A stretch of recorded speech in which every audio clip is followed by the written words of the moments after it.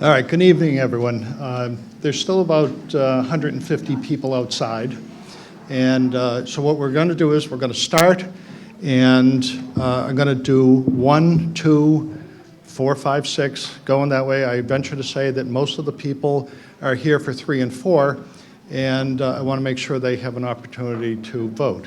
So what we're going to do is start, and then when I get the sign from the registrars that virtually all the people are in, we're going to go back to wherever we are. We're going to go back to 3. But I need to get the thing started. 43 years living here, I've never seen this many people here.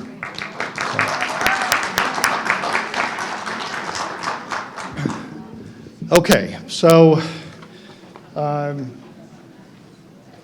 right, so what we're going to do is I'm going to call the meeting to order. I'm going to ask everyone to stand and join me in the reciting of the Pledge of Allegiance.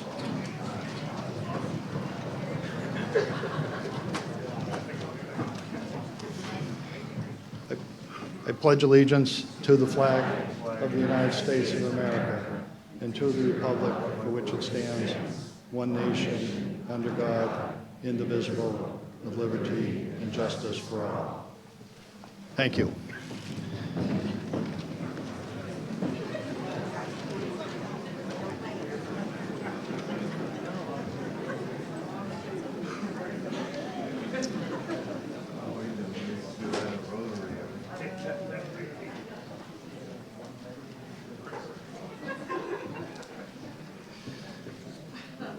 All right, so we're going to get going. We're going to do some introductions. To my left, we have the Town Administrator, Kate Hodges. Kathy Rocco, her assistant, I believe, is in the booth, and she's going to be heading up any slideshow. Next, we have the Chris Heap is Town Council, so welcome. Then we have the Select Board, Steve Kerrigan, the Chair, Jason Allison, and Alex Turner.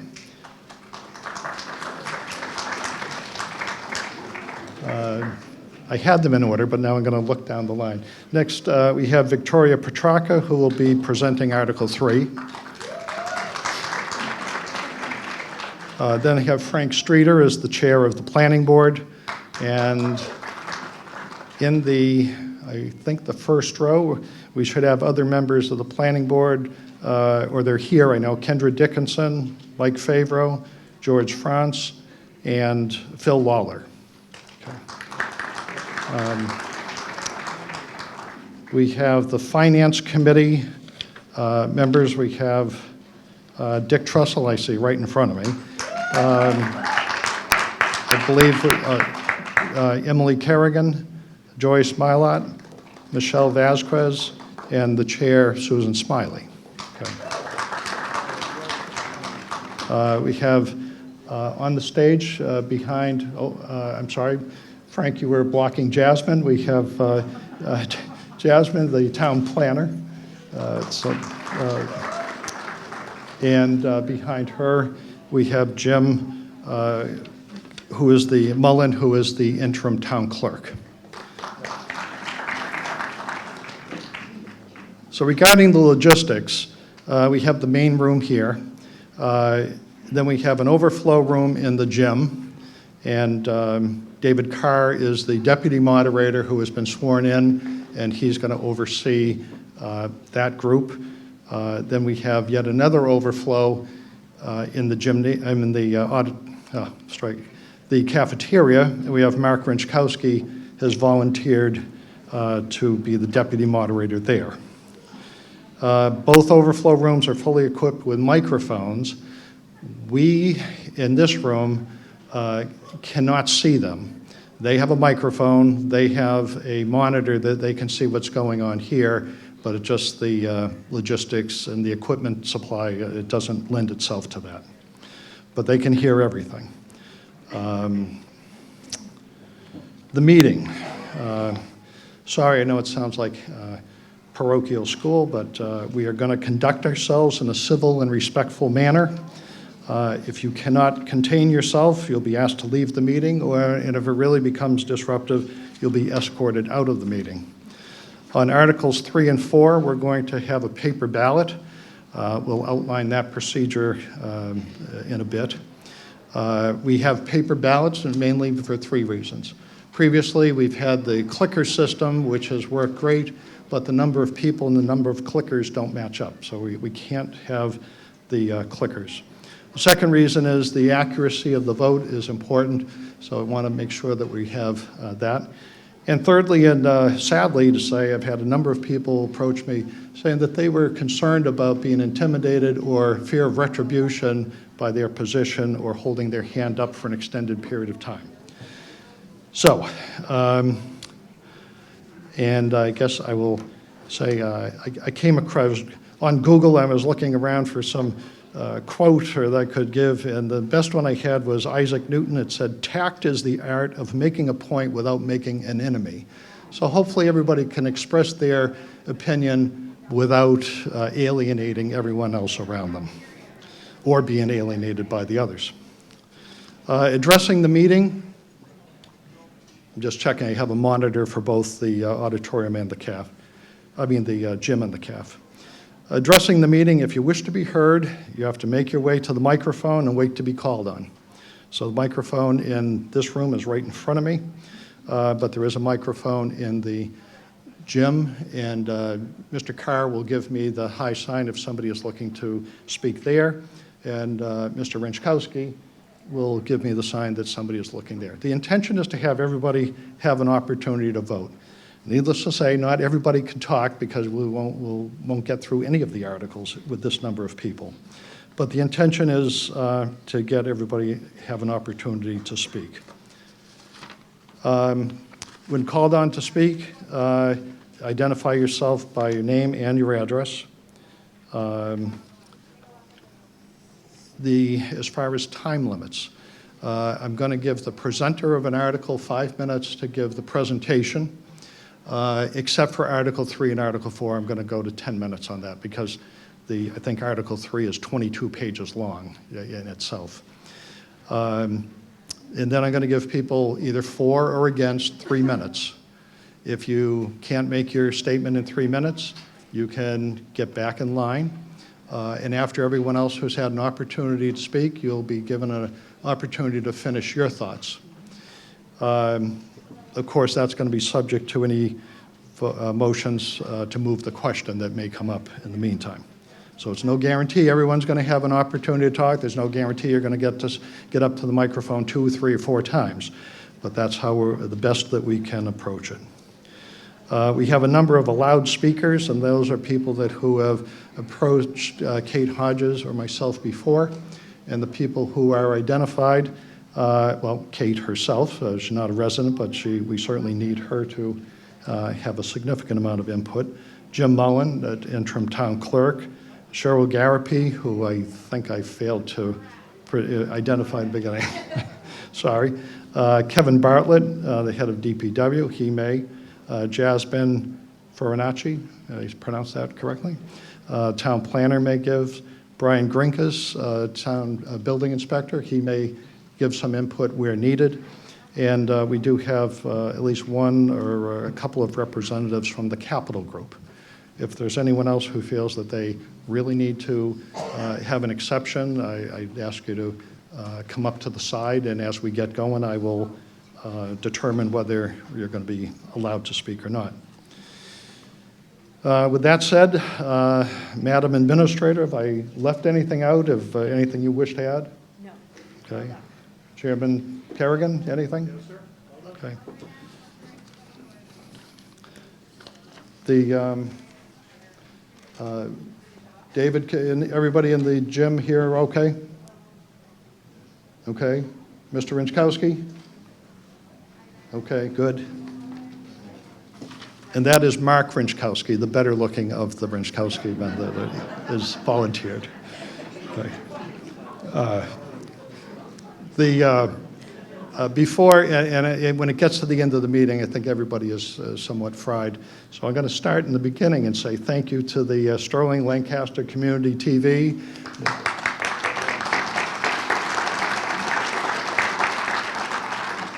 It's a big project, and they had a limited amount of time, and when I was talking to Chris this morning, he said, I hope we have enough cable to run. So nice job.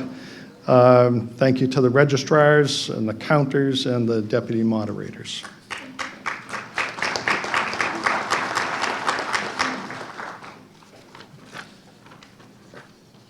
Okay, so with that said, we're going to start with Article 1. Again, we're going to do Article 1, Article 2. Then I'm going to get a reading as to where the people stand outside as far as them all getting in. And if they're in, we're going to go to Article 3. And if they're not, we'll go to 4. And then when I get the sign that they are here, 5, thank you. We'll go to 5 and then come back. Okay, so we're going to start with Article 1. Kate Hodges, I believe you're introducing that. Oh. Move as printed in the warrant. Okay, discussion. Kate. Thank you, Mr. Moderator. Kate Hodges, Town Administrator. Article 1 seeks approval to pay 3 outstanding bills from last fiscal year, which ended June 30th, 2022. Municipal bills may only be paid through a warrant process signed by the Town Administrator as Chief Administrative Officer and at least one member of the Select Board as Chief Executive Officer. The 3 bills in question, referred to here, were received in late July or early August, after the final FY22 warrant had been issued on July 15th, 2022. Affirmative action on this article allows the town to pay these bills out of this fiscal year's appropriation. The Select Board and the Finance Committee recommend affirmative action on this article. Thank you. Thank you. Discussion?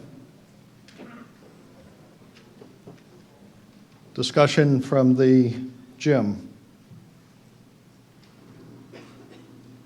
None? Okay. Discussion from the CAF? None, sir. Okay, thank you. We'll go to a vote. This is a majority vote. All in favor? Aye. Okay, those opposed? There's no opposition in this room. David, is there any opposition in there? None. Okay, Mark, any opposition in the CAF? None, sir. Okay, so 1 negative, so it clearly passes. Thank you. Article 2. Mr. Moderator, I make a motion to move as printed in the warrant. Okay, discussion. First, we're going to hear Kate Hodges. Thank you, Mr. Moderator. Massachusetts general law and the town's bylaws stipulate that an election is called pursuant to a warrant signed by the Select Board and posted by the constable at least 14 days prior to the election date. For the May 2022 election, this did not happen within the 14-day period. The state's election division has advised the town in cases like these to seek special legislation, the text of which is written in the warrant, to ratify the election results. As the date was widely known, in spite of the posting delay, the state's position on the matter is that it is an administrative only and should not impact the work of the town since the election. The Select Board recommends affirmative action on this article. Thank you. Discussion? Discussion in the gym? No. Discussion in the CAF? No, sir. Okay, are you, Point of clarification, you want hand vote, you want ayes, nays? How a we- hand vote is sufficient. Yep. Okay, all those in favor? Those opposed? Okay, there are 2 negative here. Mr. Carter? Negative in the gym. Mark? None. Okay, so 2 or 3 I might have missed, but clearly that passes. Thank you. Chief, are there people still coming in? Okay, any idea roughly how many?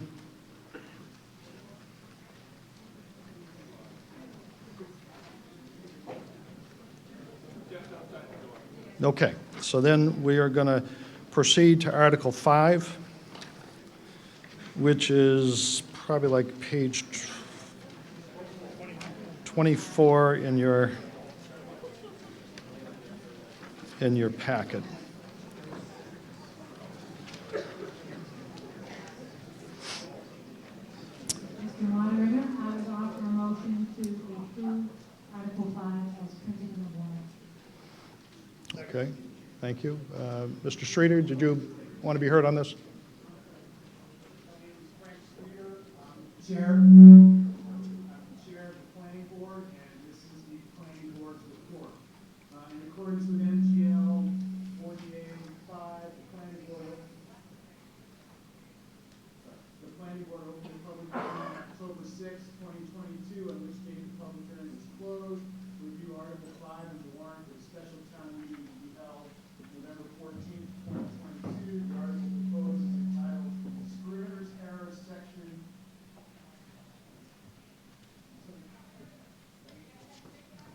Scrivener's Error, Section 220-81GG Planning Board. The article was proposed by the Lancaster Planning Board as printed in the warrant.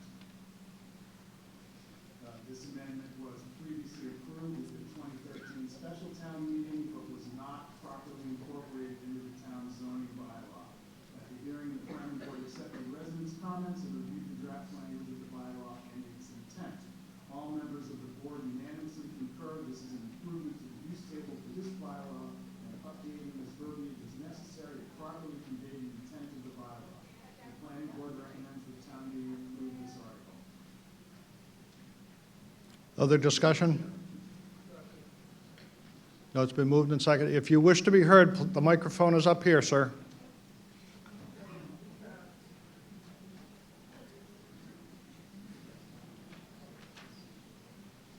David, Mark, anybody in your room? Nobody legitimate. Okay. Yes, sir. Identify yourself, please. Sean Reynolds. My question is, does a potential vote on Article 5 potentially nullify voting back on 3 and 4? So if you vote on this out of sequence, does that affect any procedures this No. evening? So we won't go through all this, only to have to come back with another warrant like this that said something wasn't followed properly? I'm not sure. Article 5, 6, 7, 8, 9, 10 Does have, it have to be in order? doesn't have to be in order. Okay. And, all right, it would be my prerogative to change the order, and really just in the spirit of trying to keep everybody, much appreciate so many people coming out, but we need to get the meeting going, so that's the whole intention. We're going to go to, those in favor. This is a majority vote as well. This is 2/3? Okay, thank you. Those opposed? Any opposition in the gym? None opposed.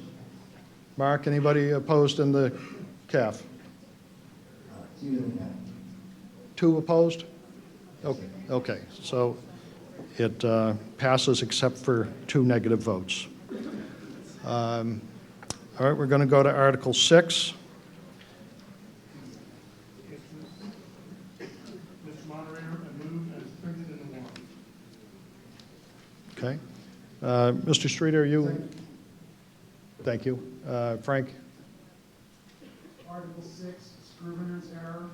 In accordance with MGL Chapter 48, Section 5, the Planning Board opened a public hearing on October the 6th, 2022, on which date the public hearing was closed. Review Article 6 in the warrant for the special town meeting to be held on November 14th, 2022. The article proposed is entitled Scrivener's Error, Section 220-84A, 220-84B, Planning Board. The article was proposed by the Lancaster Planning Board. The article proposes that the town vote to amend the use regulation schedule of the zoning bylaw 220 attachment 1 at section 220-84A and 220-84B as printed in the warrant. And which amendments were previously approved under Article 12 at the 2013 annual town meeting, but which were not properly incorporated into the town's zoning bylaw. At the hearing, the planning board accepted residents' comments and reviewed the draft language of the bylaw and its intent. All members of the board unanimously unanimously concur this is an improvement to the bylaw, and updating this verbiage is necessary to properly convey the intent of the bylaw. The planning board recommends that the town meeting approve this article. Thank you. Other discussion? Discussion from the gym? None. Nobody in the gym? Okay, discussion from the cafeteria? Nothing in the back. Okay, all those in favor? Those opposed? Okay, no opposition in the main room. Mr. Carr, any opposition? None? Okay. Mr. Inchkowski? None in the cafeteria. Okay, so that clearly passes. That was a 2/3 vote as well. Okay, can somebody out front give some idea how many more people are still to come in?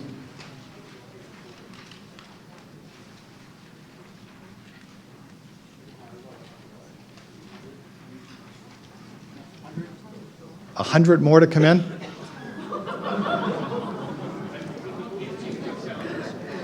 Hold on, Chief, what was that? I believe Chief just counted about 100 people left. Still, okay. We're going to continue to Article 7 then. Mr. Moderator, I move Article 7 as printed in the warrant. Okay, Frank, I believe you wanted to be heard on this one as well? Thank you.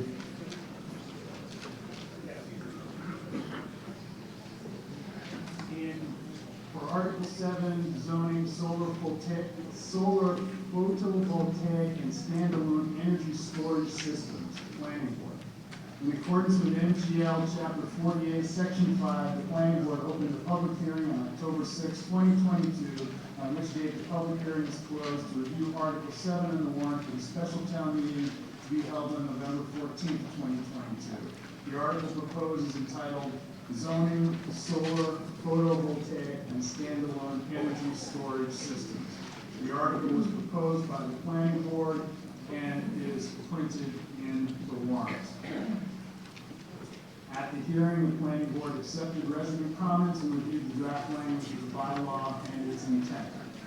All members of the board unanimously concur this is an improvement to the bylaw, and updating this verbiage is necessary to properly prepare for the town's future growth in solar and power storage needs while being mindful of clean energy and other considerations. The planning board recommends that the town approve this article. Frank Streeter, Chair of Planning Board. Thank you. Other comments? Yes. Mr. Moderator, would you like me to give a brief explanation? If you'd like, sure. So this warrant article is composed of effectively two pieces. The first is some touch-ups to the existing solar bylaw. The second, an energy storage system, is really just a really big battery. And these are used in conjunction sometimes as solar arrays and other times for grid stabilization. And it's absolutely in the town's best interest to have a bylaw for something like this that specifically addresses these concerns, which is why the planning board brought it forward. Thank you. Thank you. Any discussion? Nobody's making their way to the microphone here. Mr. Carr, anybody in your room? No discussion in the gym. Mr. Inchkowski? No discussion in the back. Okay, all in favor? All opposed? Okay, there is one opposition vote in the main area. Mr. Carr, any opposition in your area? 0 vote, 1 negative vote. Okay. Mr. Inchkowski? 0 negative votes. Okay, so 2 negative votes. 2, okay, 2, so now there's a total of 3 negative votes. All right, so that clearly passes. Thank you. Article 8 is found on page 42 of your warrant.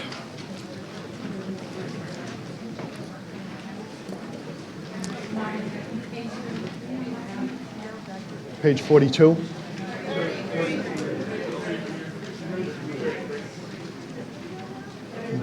Okay. All right. Mr. Moderator, I move to amend the budget for fiscal year 2023 as Okay, Ms. Hodges. Thank you, Mr. Moderator. This article seeks to amend the fiscal year '23 budget by $231,160. The utility costs for the town's oil, fuel, water, and sewer have gone up substantially. This is not a matter unique to Lancaster, but is seen throughout the Commonwealth and beyond. Because we have to guess between 12 to 18 months in advance of when the fiscal year begins what costs will be, unforeseen circumstances like electric and gasoline cost spikes that we've been seeing lately would not have been realized more than a year ago. Thus, we adjust. Salt for our roads is also up quite a bit from that of previous years. In FY '22, DPW sanded for 530 hours and plowed for 90.5 hours. Also in fiscal year '22, received salt from two bidders at an average cost per ton of about $63. We spent about $102,500 for 1,600 tons of salt. This year, DPW superintendent is expecting to use about 1,750 tons, and prices have increased from $63 a ton to between $71.82 to $85.90. The Finance Committee and the Select Board recommend affirmative action on Article 8. Thank you. Discussion? Other discussion? Any other discussion in the gym? Yes, Mr. Carr. Yes, we do. Mark Guida, Mill Street Extension. Could anyone elaborate on how much the solar field in Lancaster has offset the electrical costs as they're going up by more than 50% in this bill? Okay, first, could anybody hear that? Whether or not the solar field offset electrical costs? Yes.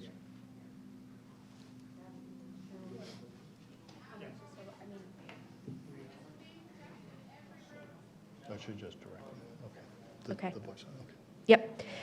So our solar field is able to deal with probably about 90% of our budget, but there's other electrical costs associated with some of the water pump stations and those that are for the fuel injectors and a couple of other places in the town that we don't see a benefit from the solar fields on that. We don't have an exact figure, but can get one. Thank you. Any other discussion? I don't see anybody approaching the microphone. Okay. All right, we're here, ready for a vote then on Article 8. All those in favor? Okay. Those opposed? Okay, one opposition here. Mr. Carr, you're saying one? Mr. Inchkowski? Two in the cap. Two. Okay, so 4 negative, so that clearly passes. That is a majority vote. Article 9. Mr. Moderator, I move to amend FY '23 capital expenditures as printed in the warrant. Hold on. Second. Okay. First, Kate, did you wish to be here on this one? And then I'll go to you.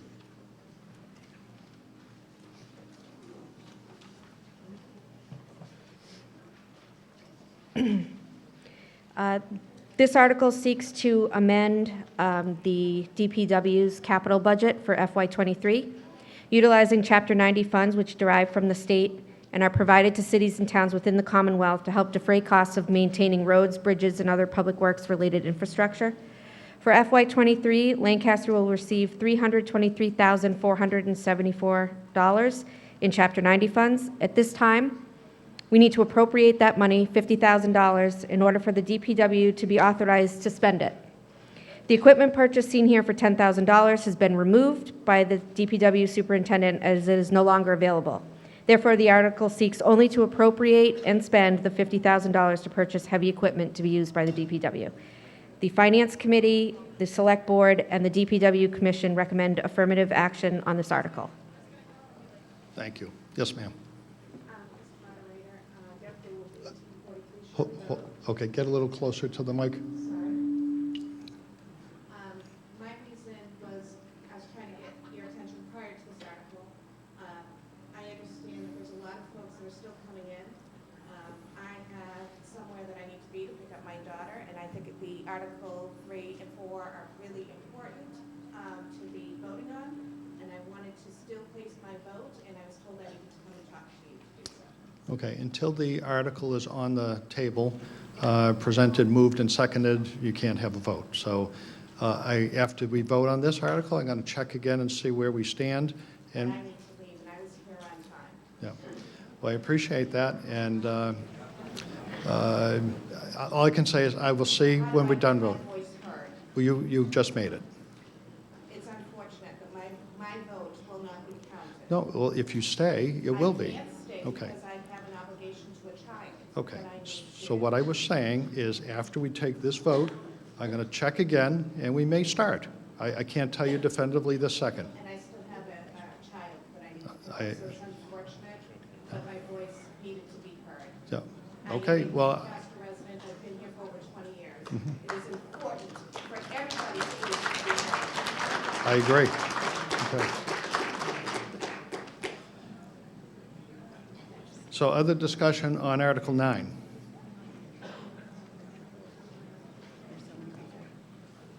Discussion in the gym? No discussion. Discuss. Wait. Move. No? Approaching the microphone, but not approaching the microphone. We're all set, thank you. Okay. We are Mr. all Rin- set as well. Okay. All those in favor? Would you scan the audience in the gym, please? David, could you ask them to scan the audience with the camera? Thank you. Okay, thank you. Those opposed? Okay, clearly passes. All right, Chief, I'm going to ask one more time, how many are left to come in? Okay. All right, well, given that there are 50, and I would imagine article, there's at least 10 minutes of presentation just to get the article on the table. We will go back to, so we're going to suspend after Article 9. We have 10 and 11 to come back to, but we will go to Article 3. But yes, Chief. Can they hear you when you say that? We need to make an announcement that people need to go in the rooms. The cafeteria is all the way down the hallway, so I don't know if there's not enough room for them in there. Okay, And the gym is starting to overflow, so we need to get people out of the hallways and into seats. okay, thank you. So, Chief, I'm not sure that the people in the hallway are going to necessarily hear me, but we do need to ask everybody to move inside the gym or inside the cafeteria. Mr. Carr, Mr. Rinchkowski, would you ask each of your groups outside, they need to get inside.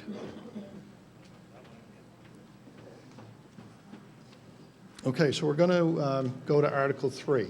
Mr. Moderator, I move the North Lancaster Smart Growth Overlay District as printed in the warrant. Second. Okay. Ms. Petracca.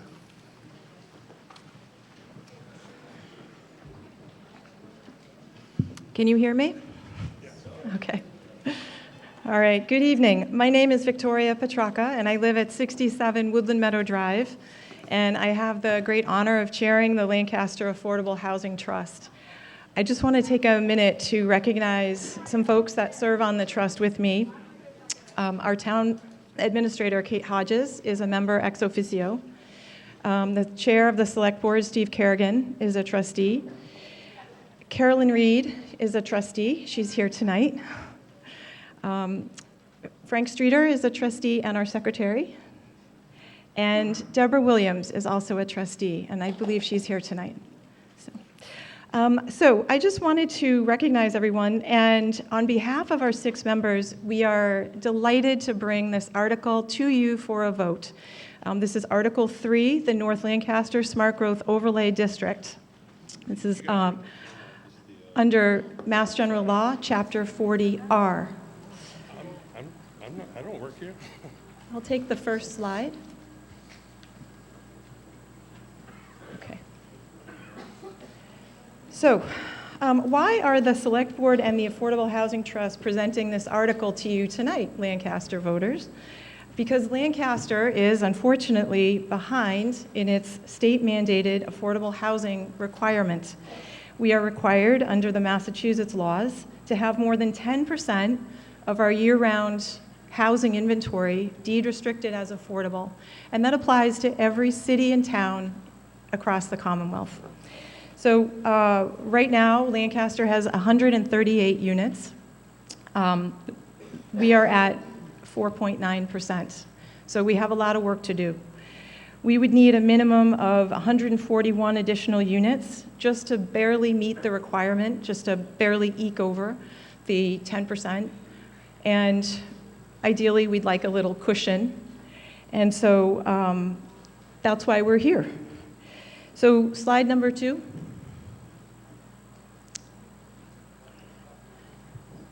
So why go the smart growth route? In short, because the Commonwealth heard cities and towns, they heard residents, they heard from people across Massachusetts about Chapter 40B. And that has been famous for a lot of controversy around it and some shortcomings. And I'm speaking of the unsolicited, also known as unfriendly 40Bs, not the 40Bs that are done in partnership with the town. I'm talking about other types of 40B projects. And the Commonwealth heard and offered something better. They addressed a lot of the complaints, and they created the Smart Growth Toolbox, and 40R is one of the tools in that toolbox. 40R, unlike 40B, is town-driven, it is environmentally robust, and it is financially rewarding to towns. Those are 3 important distinctions. And it's a little tricky for me to see that screen, so I'm going to go to my slide here. 40R is really better in every way. It is master planned land use development. It has a lot of requirements that are built in for pedestrian-friendly environments, attractive curb appeal, design guidelines, landscaping and amenities. And it is, as I said, town-led, and it requires a municipal application. So the town is in the driver's seat on 40R. There is a planning board public hearing. There is town meeting approval, where we are tonight, and it upholds most local bylaws, in particular, environmental bylaws. 40B is only subject to the state's Wetlands Protection Act, which falls short of Lancaster's extremely robust environmental bylaws. And we owe a huge debt to many Lancaster residents who worked so very hard to get very tough environmental bylaws in place. And it is a shame when they go out the window under 40B. So that's a huge distinction right there. And it allows for local preference in housing lottery selection. So we can plan ahead, because we are in the driver's seat under 40R, we can plan ahead and receive 100% credit for rental units, for example. The state offers 100% credit for rental projects. 25% are actually affordable units, 75% are market rate. But under the rental incentive program, we get credit for all of those units, which allows us to get into safe harbor, the term that the state uses for getting over 10%. Things like that are really valuable when you're in the driver's seat under 40R. And the next slide. I mentioned that it is financially rewarding, very different from 40B. There are multiple financial incentives, and I don't need to go through all 9 tonight, but suffice to say, there is a zoning incentive payment for adopting a 40R district. The payment is based on the size of the district. And there is also a bonus per unit that is actually constructed and delivered to the town. If we were to do a project of 146 units, that would come in at $788,000. Doesn't exist under 40B. Requires infrastructure before payment. That means that there's a win-win in place. The town gets the assurance that the infrastructure will be in place, and the developer, of course, doesn't want to build the project without it. So, and the state will release the funds when that infrastructure is in place. And it opens a door to a companion program called 40S for school budget mitigation, and on and on. It allows mixed use, which can contribute commercial taxes, et cetera. So it just puts the town in an entirely different category when it comes to state matches. We receive preferential status for state grants and infrastructure upgrades. We go to the front of the line for mass works and more. It's kind of like having a gold star in your application when you apply for infrastructure improvement grants. And I've said Companion 40S already, and it also lifts the profitability cap for developers, so there's an incentive for developers to get involved with 40R as well. Next slide, please. So all of this is very interesting in theory and land use planning, but how does the rubber hit the road? Well, the Housing Trust was excited to learn about 40R, and then lo and behold, we had a real-life application come our way, and this is what we want to talk to you about. So this is a 40B project that came to the Housing Trust in 2021, and it was proposed at a site that we all know, I think, across from Kimball's on Route 70. This is in the rear portion where the land is currently zoned residential. There are over 100 acres for housing, and there was initially a much larger project that was proposed. What ultimately was submitted to the state was a project of 200 units, and it is for sale units, so only the 25% that are actually deed restricted affordable would count on our inventory, so that's like 50. And so we had the opportunity to transform that to 40R when we were asked to give feedback. And our feedback was looking at that, studying it, knowing what it would mean to Lancaster and what it would cost our town. We approached the developer for a 40R, and we worked together, and we're happy to say, if you could change the slide, that we were able to successfully transform this into 40R. And this is what is at the front of the site now instead. So we moved all of the housing away from White Pond. We moved it to the front, just behind, it's a mixed-use district, so just behind some retail that is planned in there. And you're looking at a close-up of that district. So I'm just giving you the high level, but I'm here if people have questions about which parcels or they want to dive into how many units. Next slide. And I'm just going to wrap up with some photographs. This is the type of multifamily housing that the 40R bylaw that you're voting on would allow. This is the density, what multifamily at this density could look like. And next slide. Some examples of the 40R retail allowed in the bylaw at the scale that's allowed. So it's smaller retail, and it is creating a streetscape along 70. Next slide. There is a green space requirement, pedestrian requirements you're seeing, and lastly, I said it's mixed use for a more stable and vibrant result. So in conclusion, last slide. In conclusion, I just want to say that this allows Lancaster to make a choice between what has historically been a controversial program under 40B to something that has cross-checked compliance. It's approved by the Mass Department of Housing and Community Development. Our application was approved already in June.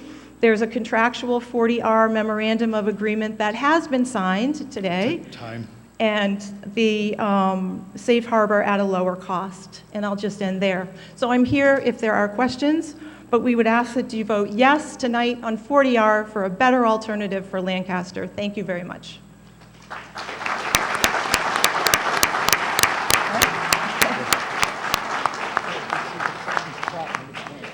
She went 38 seconds over, but we said in conclusion, I figured I'd let her finish her thought. So now I'm opening it up to discussion. Again, I announced at the very beginning 3 minutes for, 3 minutes against. whatever your position is.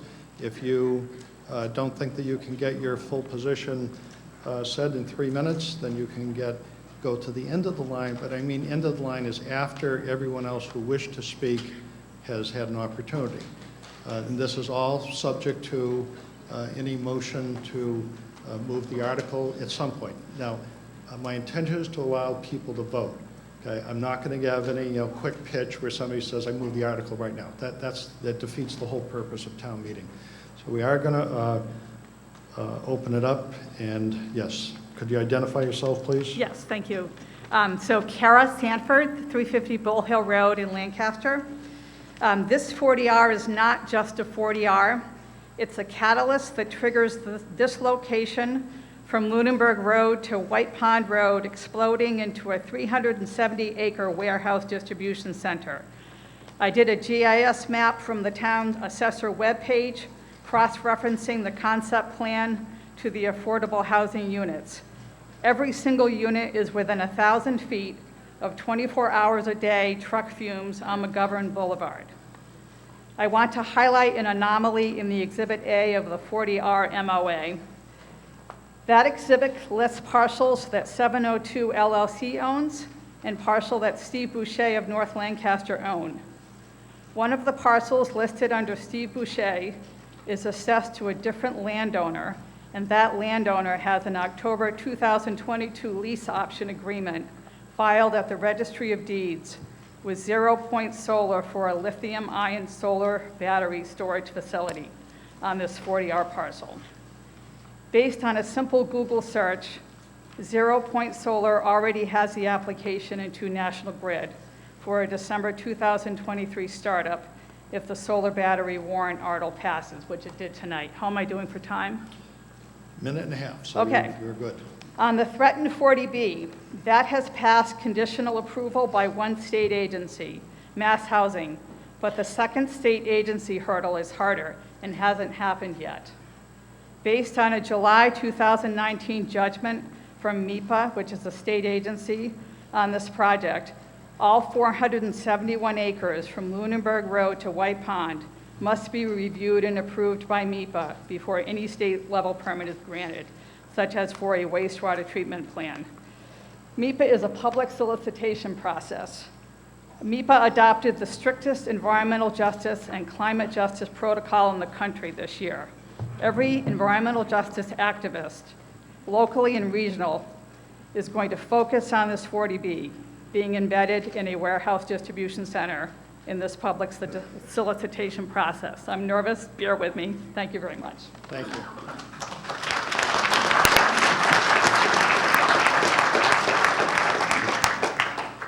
Just so that I get a reading, anybody in the gym or the cafeteria looking to speak? There's nobody in line in the gym. No one in line in the cafeteria. Okay. Go ahead, please. Carolyn Reed, 296 Hilltop Road. Right now, Massachusetts is over 108,000 housing units short of meeting the needs of its residents.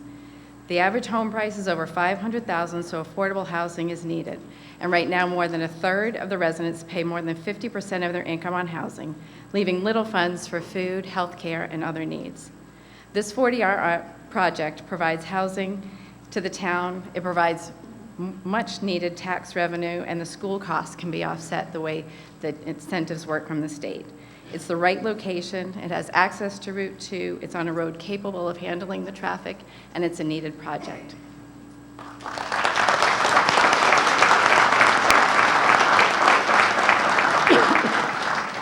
Yes, sir. Roy Mirabito, 944 George Hill Road in Lancaster. I've been asked to read the elected planning board's recommendation on the North Lancaster Smart Growth Overlay District by Chairman Streeter, as none of the currently appointed members of the planning board had attended all of the prior meetings on this article. The planning board identified specific concerns with the Smart Growth Overlay District 40R bylaw. To summarize them, the total future zoned limits quoted within the district. The planning board's supposed to give the report, but could be to introduce him. All right. Go ahead. Continue. Then we're going to have a planning board. The point was just for us to introduce Roy because Roy wrote the report. Oh, thank you. Okay, thank you. Yeah, could you maybe start, and you're not penalized on the 3 minutes, Well, thank but you. just get a little closer to the microphone if you could, please. Yes. Thank The you. planning board identified specific concerns with the Smart Growth Overlay District 40R bylaw. To summarize them, the total future zoned units quoted within the district is 393. This was also a point of concern at the planning board hearing. The reduction in units was a positive, from 1139 units to 509 units to a final 339 units. But it is still a concern that 339 units can be built by right in the 40R district. Also not mentioned is multifamily density. It is unclear if multifamily is required for 20-unit minimum or maximum. This seems to be an important matter for requirements. If multifamily is not mentioned on this bylaw, how would this apply to the MBTA community districts? The estimated number of incentive units in the district is 339. The definition of incentive units in 760 CMR 59 is incentive units, means for a given parcel or area of developable land within a district, the number of future zoned units, less the number of existing zoned units for the same parcel or area of land. The definition of future zoned units is future zoned units means for a given parcel or area of developable land within a district, the maximum number of housing units that could be developed as of right under its smart growth zoning through new development, the substantial rehabilitation of existing buildings, or the conversion to residential use of existing buildings. This is an alarming number of units, nearly 13% of the existing housing units in Lancaster, and should be further examined. Under type of eligible location, there is no public water or sewer available at the site presently. A private water agreement between 702 LLC and Leominster for up to 100,000 gallons per day of water, and an approval of a preliminary hydrogeological study for a sewage treatment plant that would accommodate 99,465 gallons per day of sewerage.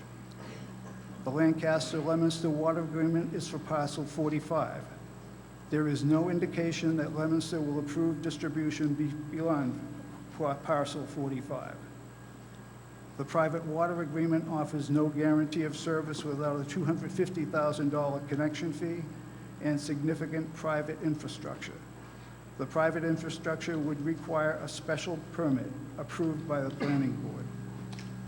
Once established, the agreement offers no guarantee that the water source will be available for more than 25 years and limits the availability of water to any owner other than 702 LLC. I'm sorry, Roy, time. Bill, he's reading an official planning board report. He should not have This the is time the restriction. official report? What missed happening was you should have called on me for the report. I would have introduced Roy to read the report because he wrote the report, and none of the current members of the planning board were voted for the report, which is why Roy's reading it. Okay, So don't then cut it continue. short. Thank you. The private sewage plant requires state permitting. And total. Get a little closer. The private sewage plant requires state permitting.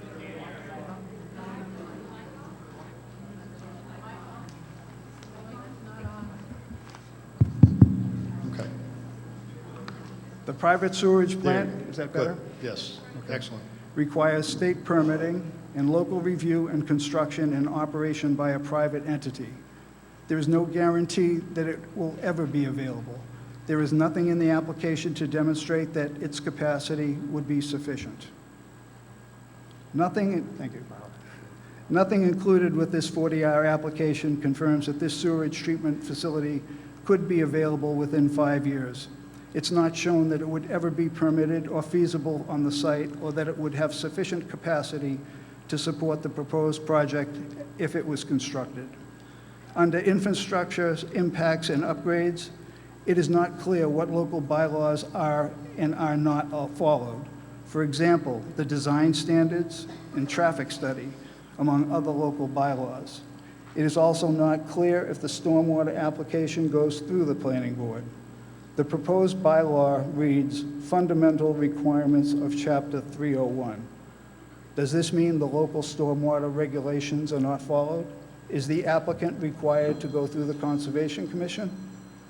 Tree trunk standard is also not met. Bylaw references 4 inches and not 6-inch diameters. We know a lot of effort went into creating this zoning bylaw. As pointed out, there are holes that should be corrected before it is approved. What is in front of the planning board is either a 339 or 393 unit development, a large development that Lancaster needs to take a good look at before they approve something of this size. There is no guarantee Capital Group will build what they say they will. There is no guarantee Leominster will extend the agreement with Lancaster. The liability to Lancaster is either 339 or 393 units by right. Is Lancaster willing to take that gamble? This overlay does not stop unfriendly 40B developments, i.e. the potential for hundreds of 40B units coming into Lancaster. Should 40B developments be presented to Lancaster before we reach safe harbor again, Lancaster cannot control this. The 40R is a by right overlay that Lancaster cannot control. There is a potential of both 40B and 40R units being developed. Should this be the case, there is no recourse for Lancaster. Would this be in the best interest for Lancaster? The Planning Board recommends not to support this article. Roy Mirabito, Chair, representing the elected Lancaster Planning Board. Thank you. Thank you.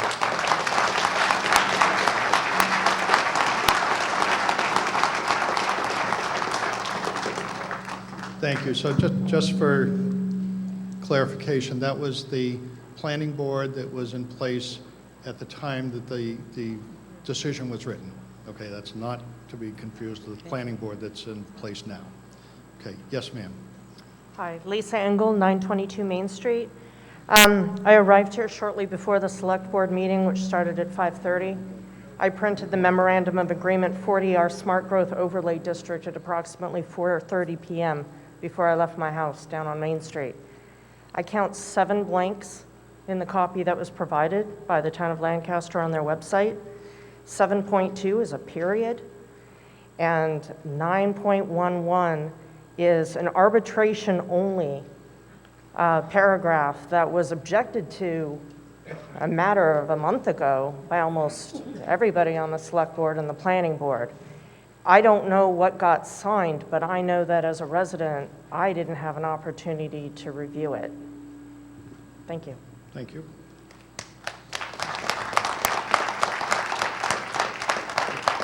Let me just ask. Mr. Moderator. Hold on one second.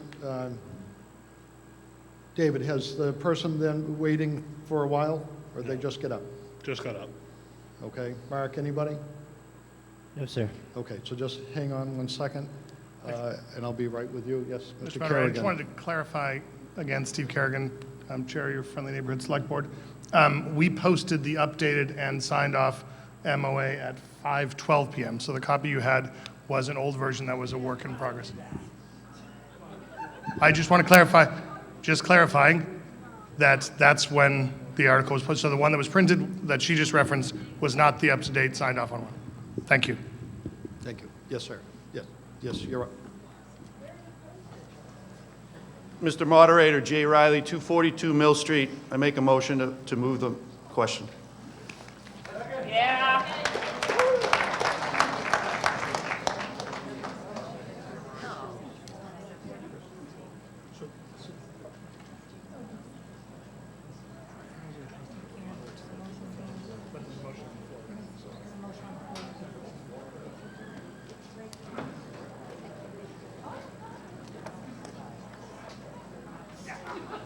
All right, so this is, there is a motion on the floor, and it is a majority vote.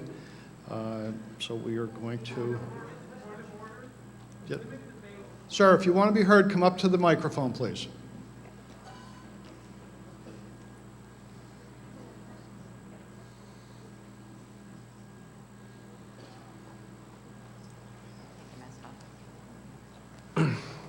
I'm Roy Rezak, 125 Harvard Road. This is essentially a motion to limit debate, which requires a 2/3 vote for approval to limit debate. Okay? So it takes 2/3, not a majority. Okay, I am told that the vote for the article is a majority, but I agree on 2/3 just for the motion to stop debate. Stop debate, correct, sir. Yeah. Okay, so there is a motion, 2/3 would be required. Thing is going to be difficult is that. All right, we're going to take a vote. There was a motion, was it seconded? Yes. Okay. Second. All right. Okay, I'm going to ask all those in favor of moving the article, stopping debate, raise your hand. Okay.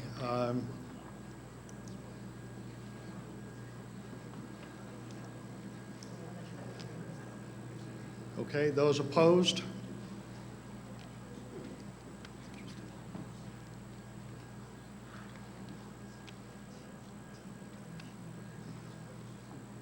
Total of 10 in the cafeteria?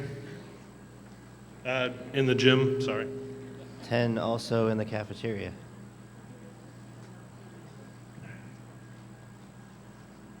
Okay, I've got to ask, because it's difficult to eyeball it, those in favor again?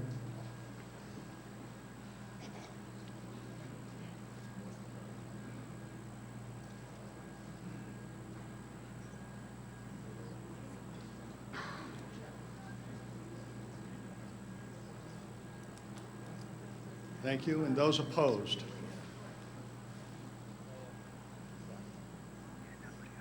Well, it clearly is 2/3 vote.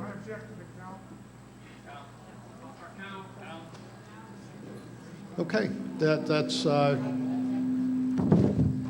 do we have some counters, please? Would you first go to the, Mandy, would you first go to the cafeteria, then the auditorium, and then come in here, please?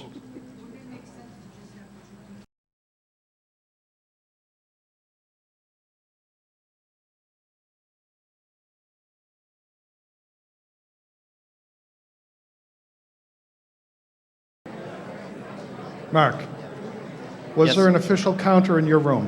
Yes, sir. I can't hear you. Yes, sir. Okay. You can step to the mic. Mandy, do you have a report? Oh, no, we're waiting for you to call for whatever you want to call. I can't hear you. You can, if you have the report, just bring it in to the main room. And then we're going to the gym next. So we do.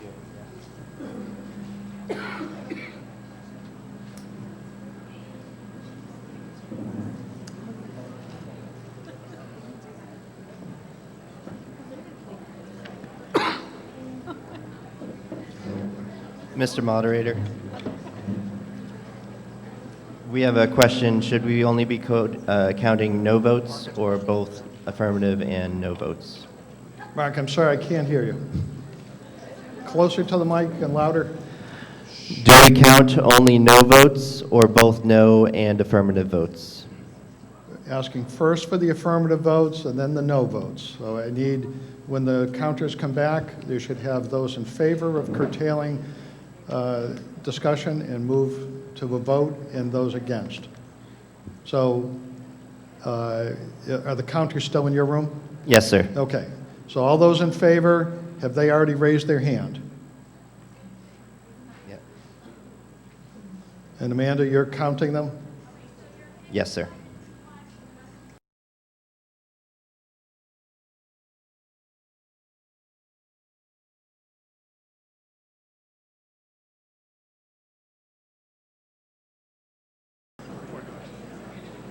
We have finished counted affirmative votes in the cafeteria. Hold on. Could I have quiet, please? Go ahead, Mark. Cafeteria has finished counting affirmative votes. Okay, how many? 226. 226. And now those opposed. Would you count those, please? If anybody is wondering how many, I believe there are over 840 people who showed up tonight.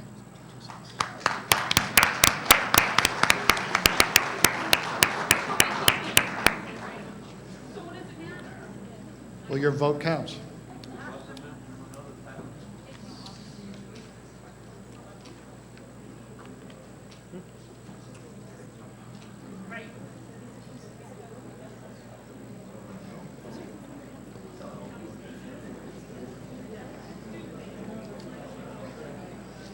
Mr. Moderator, there are 17 negative Quiet, votes. please.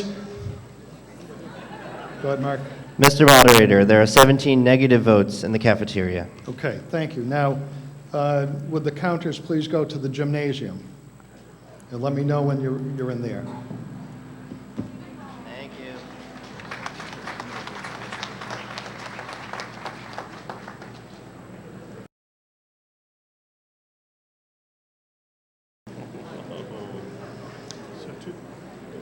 The counters are present in the gymnasium.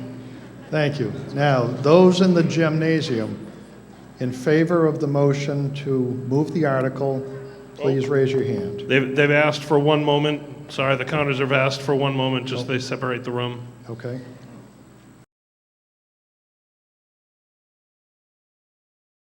Are we ready to proceed with We are counting? ready to proceed. Okay, those in favor of the motion, please raise your right hand.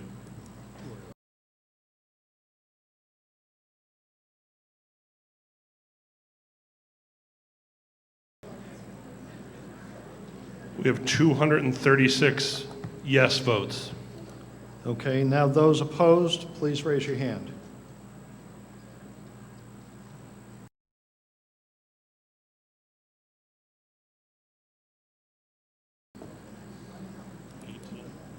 We have 18 no votes. Okay, thank you. Now, would the counters please come into the main room? So far, there's 462 in favor of moving the question and 35 against.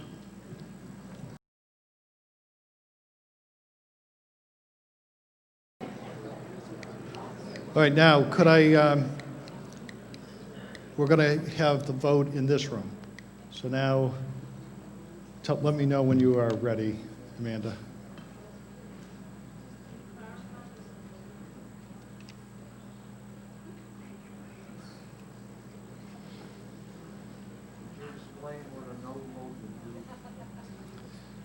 Yes, I will. Okay. As I said previously, a yes vote is to approve the motion to stop debate and go to a vote. A no vote would be against that.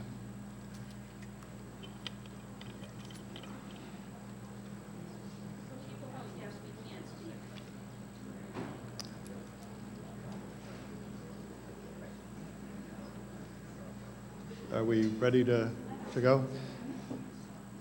All right, those in favor of the motion to stop debate and go to a vote, please raise your hand.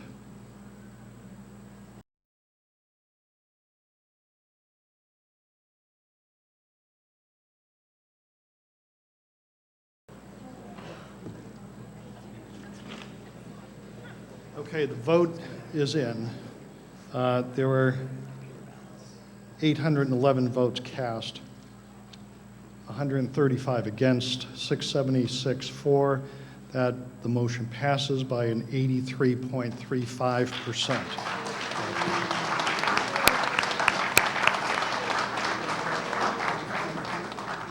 All right, so that means that we've ended debate and we are ready for a vote.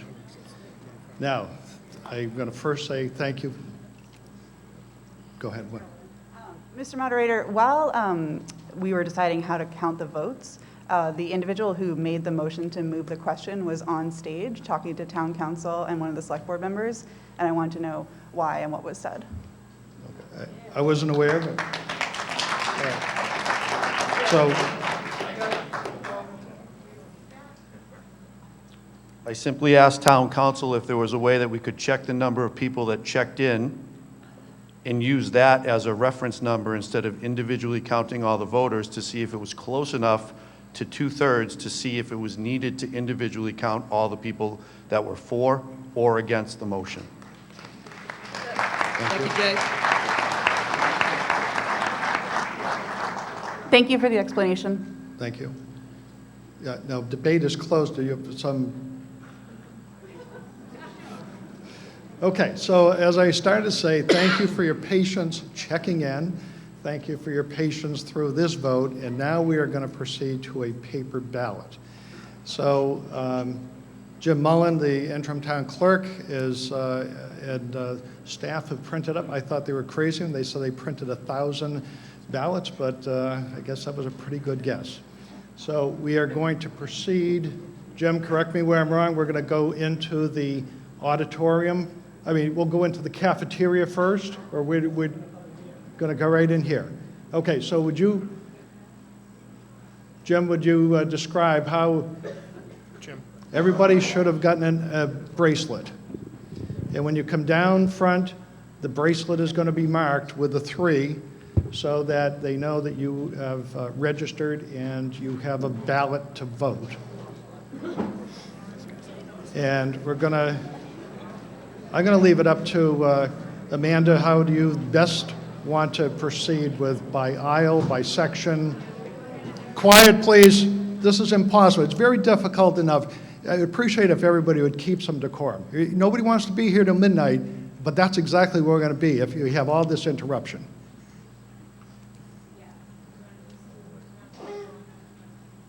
Jim, do you want to explain? Have everyone stand up and line up, and they're going to be handed a ballot if they have a band. The band is then going to be checked off if you receive the ballot. Do it by rows. Whatever way you want. But we're going to do the section there first. Let's start with that. Then you'll go out, mark your ballots, and when the other 2 rooms have also received their ballots, then you'll come back in, put the ballot in the box, and we will count.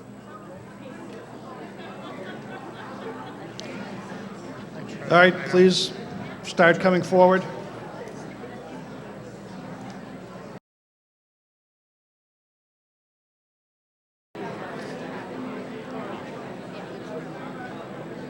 All right, I'm going to ask if I could have your attention for a minute.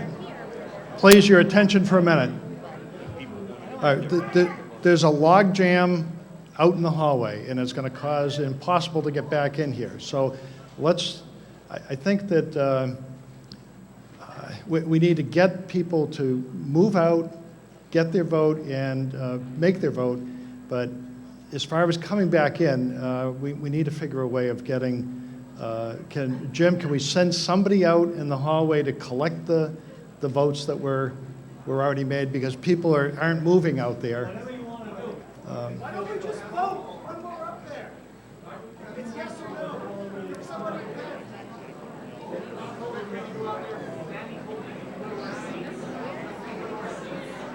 I can't hear you, sir.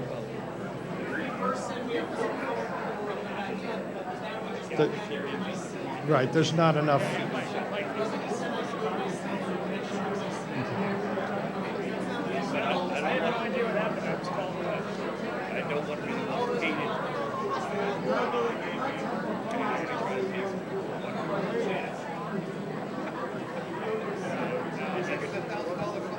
Can somebody bring the ballots to the cafeteria and gym, and we'll distribute them here?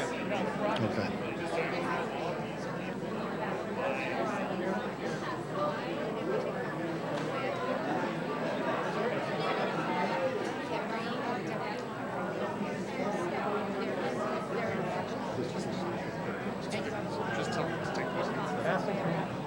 I thought you were going to tell me something enlightening. I just went to the cab and Jim and everything. Everything. As long as they're talking, I had to get them up to the microphone. Once they did, it was perfect. Glad you had to tell them.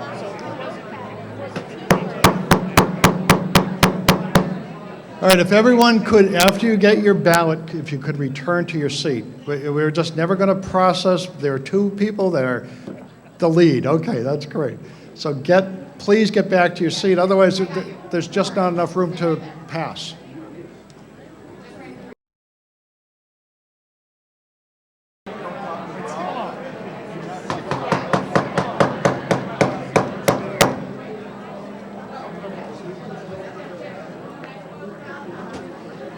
Your attention, please. Your attention, please. Is anyone looking for a ballot that hasn't received one in the auditorium? Okay, so, all right, please make your way to the front and get it.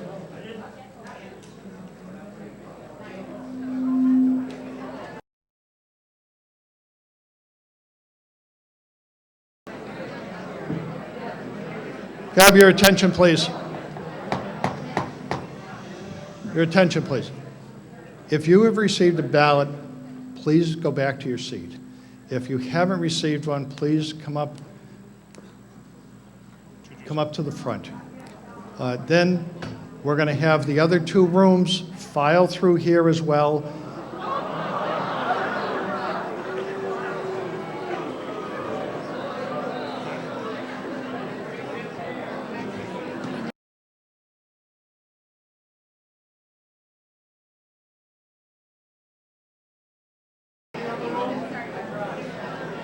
All right, could I have your attention, please?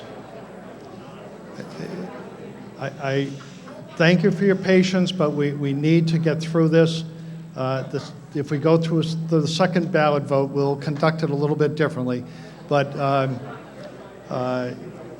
everybody who is in the audience at the auditorium, they have a ballot, is that correct? Is anybody? Yeah, Auditorium.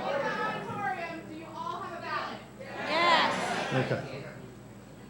All right.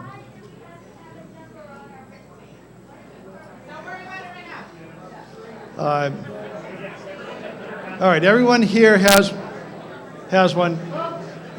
I'm going to ask the people that were in the auditorium, in the gym or in the cafeteria, I'm sorry, but if you would go back there, then we're going to have somebody stay here and collect the votes. And if we go to the Article 4, you're going to come up, get your ballot, step aside, vote, put it in the box right here, and it'll be less moving.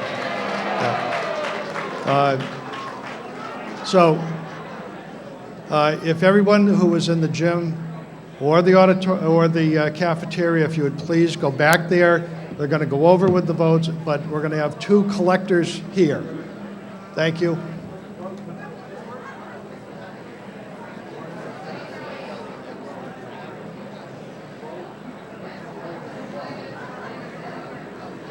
So people wishing to put their ballot in the box, people who are wishing to put their ballot in the box, come forward. The two women here in the front, they have a decorative box. Please deposit it in there.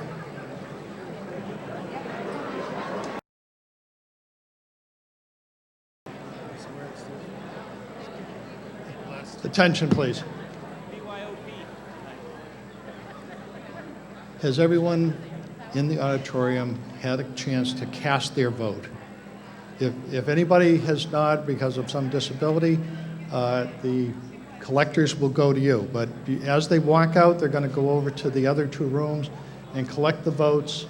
So just, if somebody needs assistance, please let us know. Okay, so, all right, so we'll proceed to the other, say the cafeteria first, and then to the gym.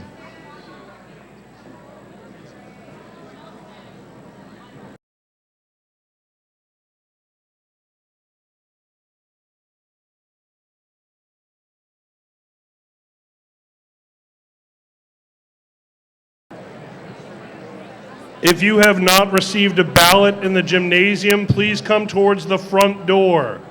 If you are still missing a ballot in the gymnasium, please come to the front door.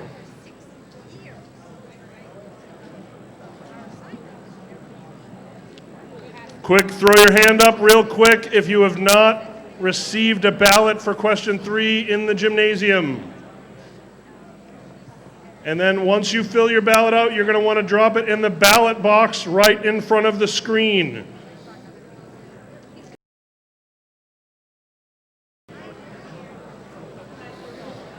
If anybody has a disability that requires us to bring the ballot box to them, please raise your hand in the gymnasium. Last call for ballots in the gymnasium. Going once, going twice. We are on to the cafeteria.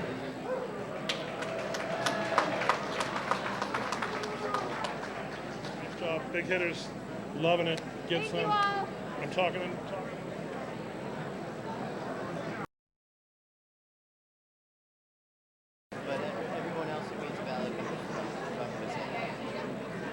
For the cafeteria, anyone who still needs a ballot, please come to the front by the screen.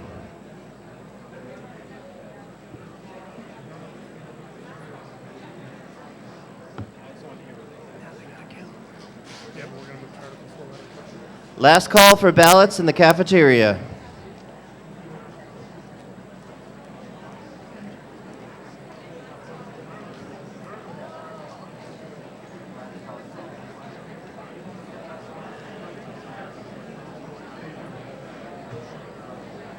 All right, last call to cast your vote in the cafeteria.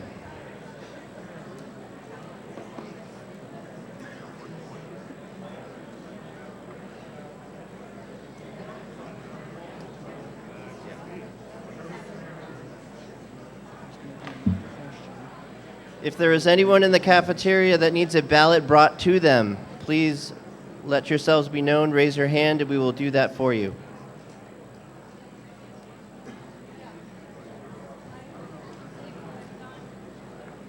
Going once, twice, 3 times. We're good. Thank you. Thank you.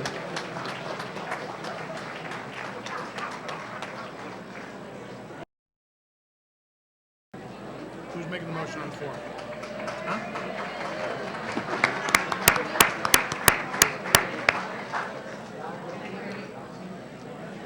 We did that up here.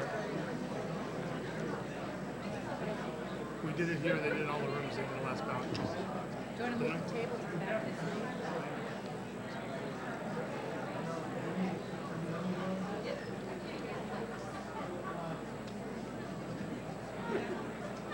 Is there anyone left who has not cast their ballot? Okay, thank you. Don't touch the ballot box.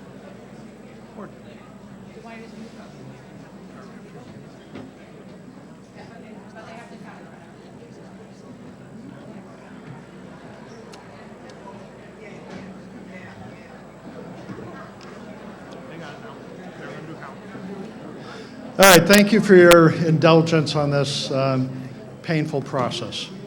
But what we are going to do is the votes are going to be tabulated now, but we're moving on to Article 4. And when they have finished the count on Article 3, we're going to stop and get the decision. But in the spirit of trying to keep this moving along, we're going to start with Article 4. Despite good intentions, that process failed miserably. So we are going to, by row, on the next vote, somebody is going to release the first row, the second row, the third row. You're going to come up, take your ballot, move aside, cast your ballot, move aside, put it in the box. Okay? So.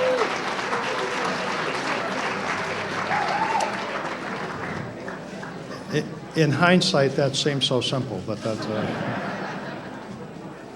All right, so we're going to resume the meeting. And the other 2 rooms appear to be in order. So we're going to start with Article 4. Mr. Moderator, I move as printed in the warrant, Article 4. Second. Thank you. Kate, you want to address the... Thank you, Mr. Moderator. I think one back. Yep, thank you. This Article 4 is an enterprise rezone. The proposed change relates to 2 parcels of land visible on Town Assessor's maps identified as Map 8, Lot 45, and Map 9, Lot 4. The green parcel indicated in the map denotes the areas that are currently within the residential zoning district. The yellow area shaded here depicts the existing enterprise zoning area, or EZ for short. The western portion of the green area is currently owned by 702 LLC. The area consists of 368 acres of land bordered by woods, wetlands, and the White Pond Road neighborhood in Leominster to the northwest, Route 290 to the west, and the existing commercial area that includes Dunkin' Donuts, the mobile gas station, and convenience store to the east, and the northern part of the Nashua River to the south. The impetus behind the proposed zoning change is to move the limit of the enterprise district westerly in order to envelop the entirety of 702's land. This would make the entire parcel zoned as enterprise. Next slide. The area in question has long been identified as one of Lancaster's top development priority areas. For any site to be designated as priority development, the residents must vote to accept and designate the areas as such by a vote at town meeting. Specifically, MGL Chapter 43D, Section 3A states, quote, "For a property to receive a designation as a priority development site, the governing body, after approval at town meeting, shall file a formal proposal with the state seeking approval." The residents of Lancaster voted to approve this very area as one of 4 sites in North Lancaster to be designated as a priority development site. This was achieved through a majority vote of Article 10 at special town meeting held October 6, 2008. The certified affirmative votes and supporting materials were then forwarded to the state for approval, and the designations were approved in March of 2009.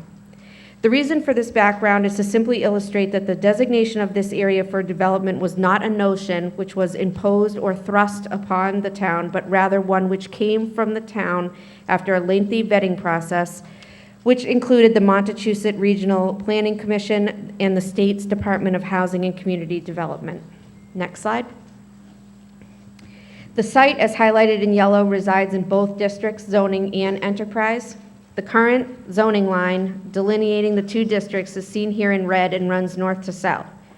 In taking the illustrative plans for the area provided by Capital Group within their required concept plan, we were able to superimpose it over our existing zoning map in order to get a clearer picture of what specifically we're looking to accomplish.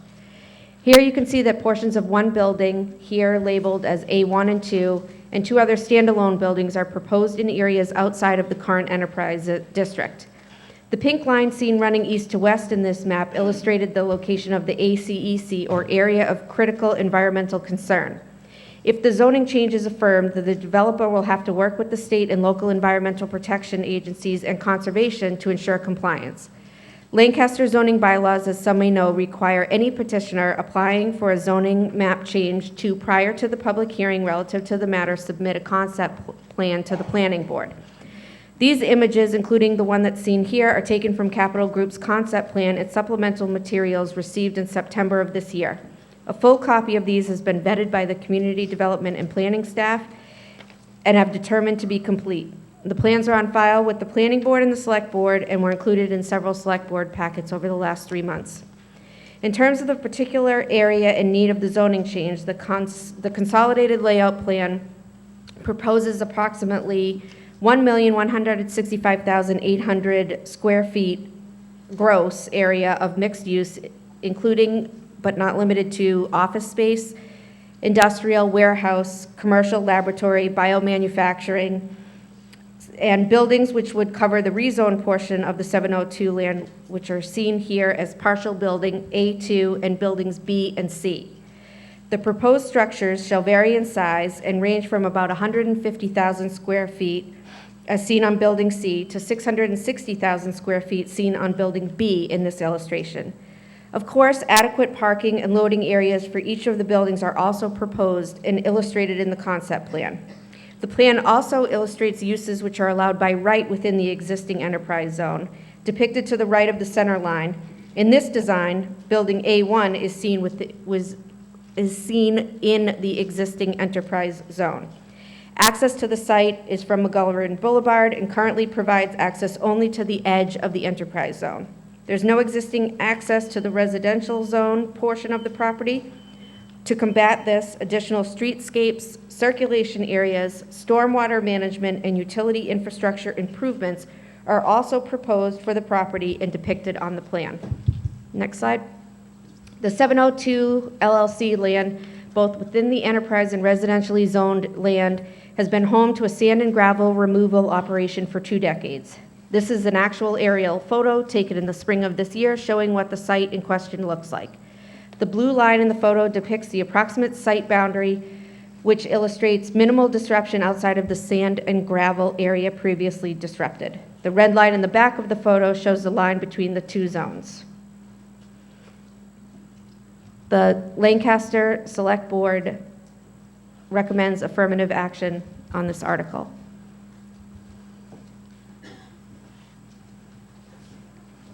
Thank you. Are there any other comments from the Select Board?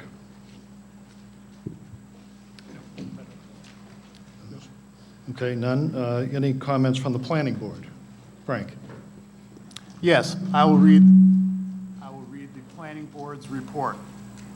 In accordance with MGL Chapter 40A, Section 5, the Planning Board opened a public hearing on October 6, 2022, on which date the public hearing was closed, to review Article 3 on the warrant for the special town meeting to be held on November 14, 2022. The article received from the Select Board was entitled Proposed Amendment to the Lancaster Zoning Map.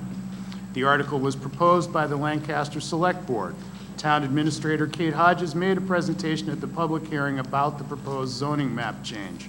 The article proposes that the town change its existing zoning map to rezone approximately 120 acres of land from the residential zoning district to the adjacent enterprise zoning district.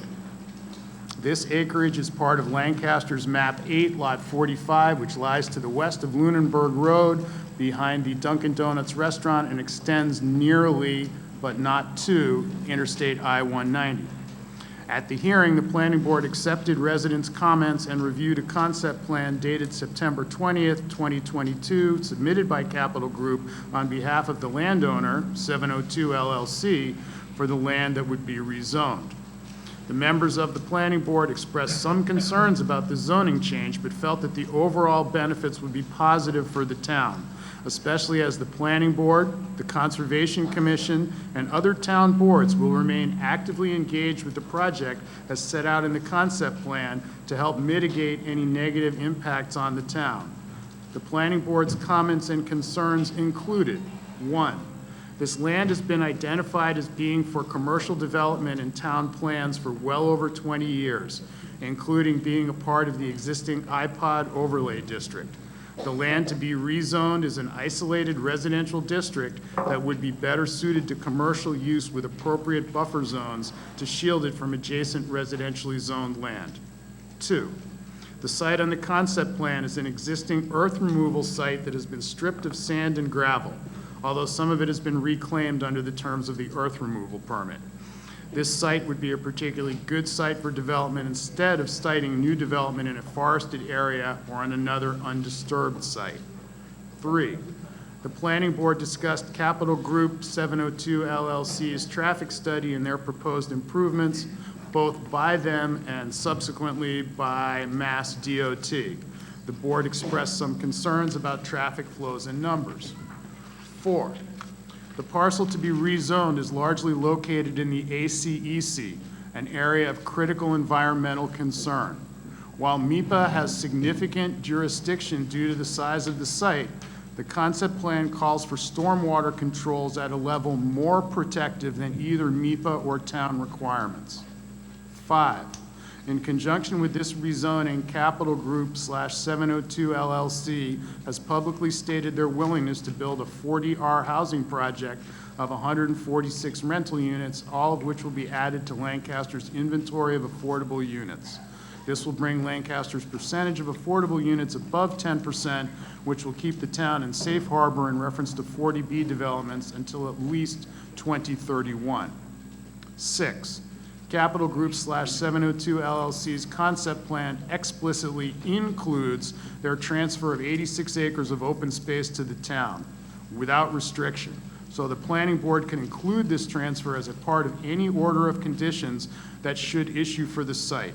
These are the 2 parcels from the previous land settlement which could be finally resolved. 7, approving this rezoning will lead to increased commercial development, which will diversify the town's tax base and reduce the property tax burden on residents. Ultimately, rezoning this land is in the best interests of the town and its residents. The land proposed for rezoning is already covered by an iPod overlay district, which requires projects to apply for a special permit.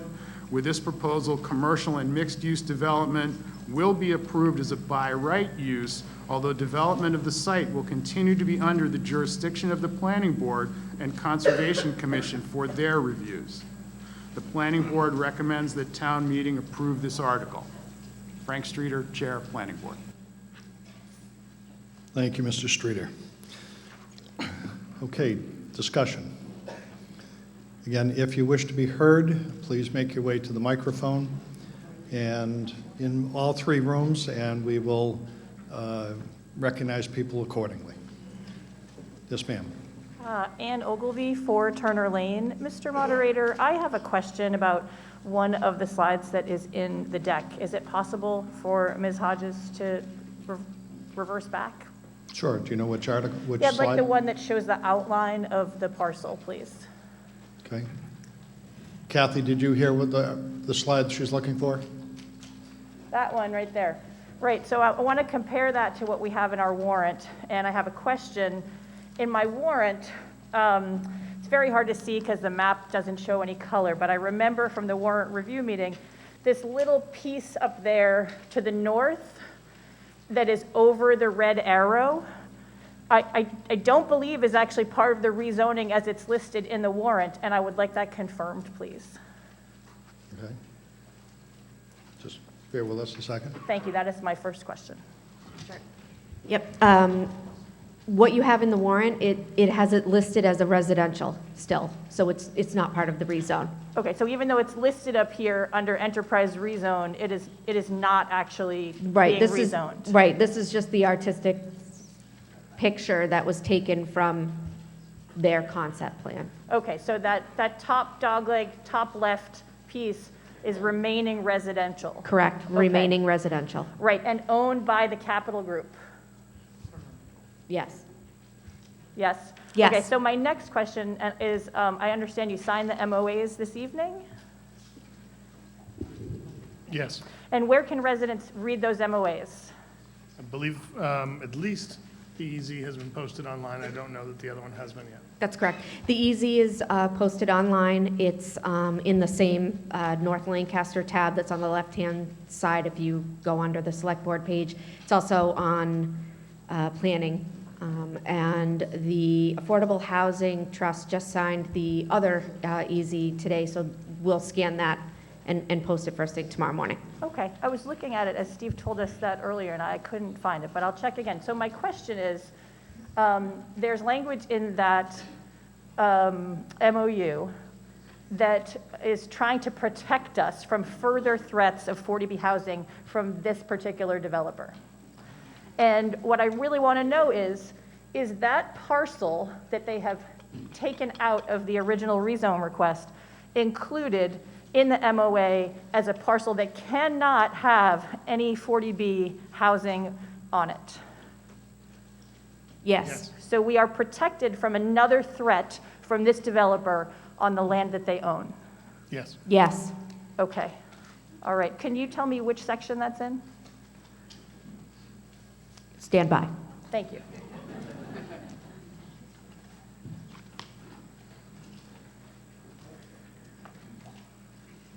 Do we want to see if Rob wants to make it and we can get you your Yes, answer? absolutely. Sorry, Mr. Moderator. I just asked if she would let Rob go. Just hold on a second, please.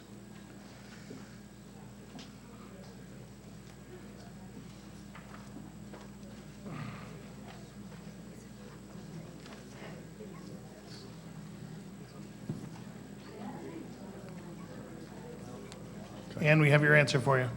Yeah. Hi there. It's on page 3, section 1.3.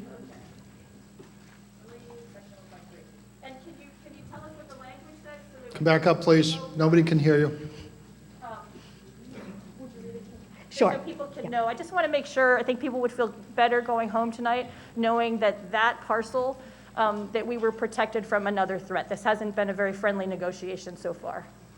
Do I have your permission to read it? Okay. Subject to the terms of this agreement, generally, the specific use restrictions set forth in section 7.1 below, the final town meeting and attorney general approval of the zoning amendments set forth herein above, the owner agrees not to develop, apply for, permit, or construct any different or additional uses on the property except for provided for in section 1.1. 1.1 deals with the easy, the 40R. I'm sorry, yeah, in the front. In addition, but only in the event the owner obtains other local, state, or federal approvals, orders, or permits required to substantially construct the enterprise project, owner acknowledges that this restriction expressly prohibits all residential development on the enterprise project site, whether pursuant to the town's zoning bylaw, MGL, Chapter 40B, Section 20 to 23, and 760 CMR 56 or otherwise. Okay, Kate, thank you. Could you just ask Mr. Heap to please clarify that this is part of the project site, because it is not part of the enterprise site, and what you just read there was regarding the enterprise site. So is this parcel that's residential listed in the description? Okay, but you, just for clarification, you asked me to read it, and then you just cut me off. Are you about to get there? And, well, it's there. I mean, you asked me to read it, and it's several sections long, but if you'd like to Right. just skip to the, cut to the chase, All right, I hold can on. ask. We can't have two people talking at the same time. So she'll answer your question, but please refrain from cutting her off. Did you? Well, I thought I'd save her some Hold time. on, please. Thank you. So the enterprise site, for purposes of the MOA, is defined as all of the property owned by 702 LLC, which I believe does include that additional parcel you were pointing to. You believe it does? Yes. Hey. Okay, thank you. Next, please. Yeah, Rob Zidek, 103 Kaliva Road. First, I have a question regarding the signed MOA. Do we get to see the exhibits this time? Are they Yes. also? Okay. They'll be posted. It's all one document. It's 117 pages long, all one document. Okay. Yeah, thanks for giving us the time. It's not there. It's not there. Okay. The issues we face with traffic are a product of geographical and physical limitations of our roadways and intersections, the current and expected vehicle volumes from different scenarios in mathematics. Simply put, some intersections like the Rotary cannot grow. Some roadways like Lunenburg Road have no alternate paths. The site proposed at McGovern Boulevard has realistically one way in, one way out. Other intersections have some mitigation plans, but mitigation is by no means synonymous with solution. With these physically limited intersections and roadways, any kind of volume increase year after year, be it slow, fast, or very fast, will get to a saturation point sometime in our future. It is a mathematical guarantee. So what do we do, meaning all Lancastrians, do about it? Who is going to pay for it when they do fill up? Are we investing right away in proactive measures to attenuate the volumes, or try to find some kind of physical solution?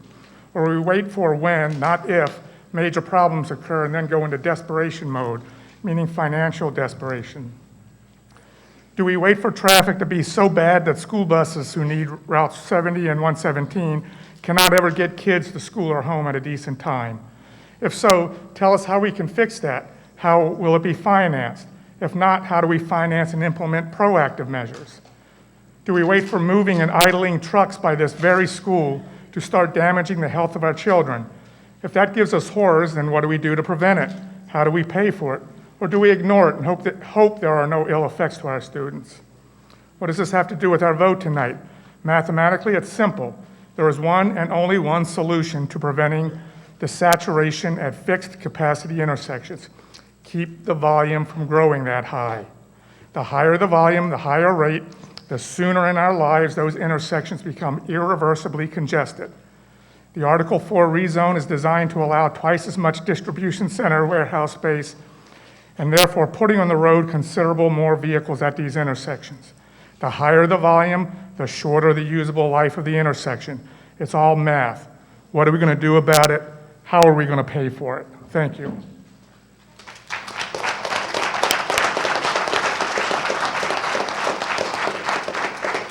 Thank you.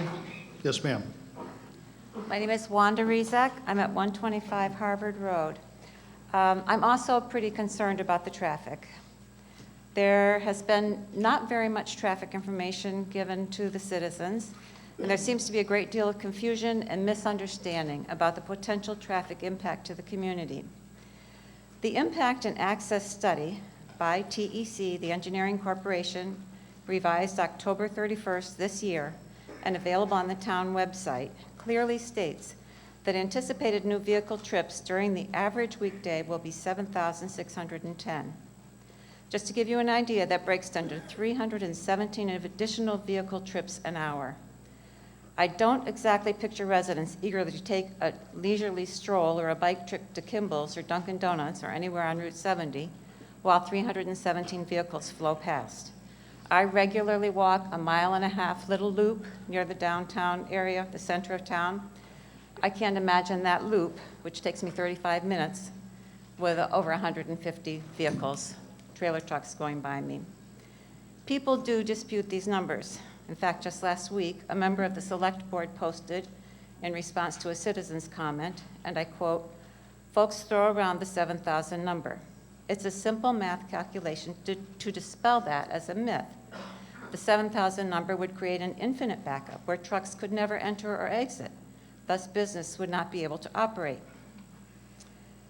Maybe members of the Select Board dispute the numbers from the TEC study, but if that's the case, we have no access to their information. And I also have a second question. The MOU that was just posted this evening, what are the enforcement protocols built into that?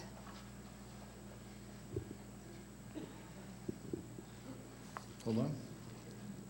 So depending upon the nature of a violation of the MOA, the town would have recourse either to seek enforcement in court or seek enforcement through arbitration against the other parties to the agreement. So this most recent MOU does reserve the right to sue? In some, but not all cases. In some, but not all cases.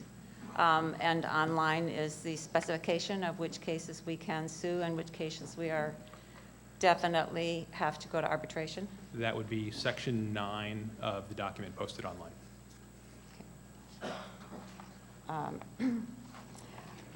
The Capital Group assures us that they're not really interested in housing.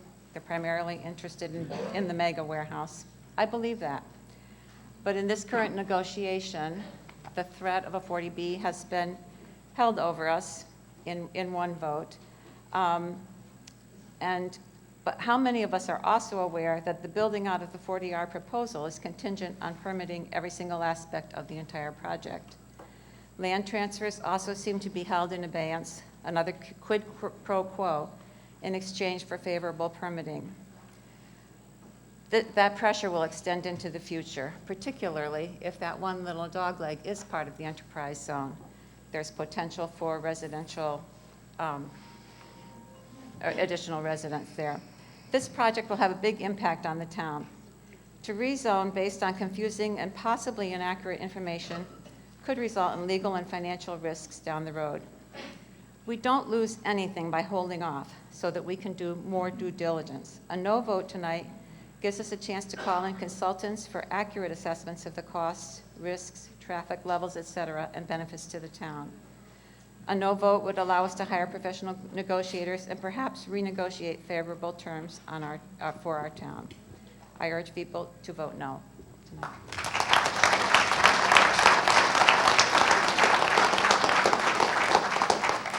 Thank you. Next. Kara Sanford, 350 Bull Hill Road. So I did read the MOA, the version that was from November 7th on the town's website, unsigned.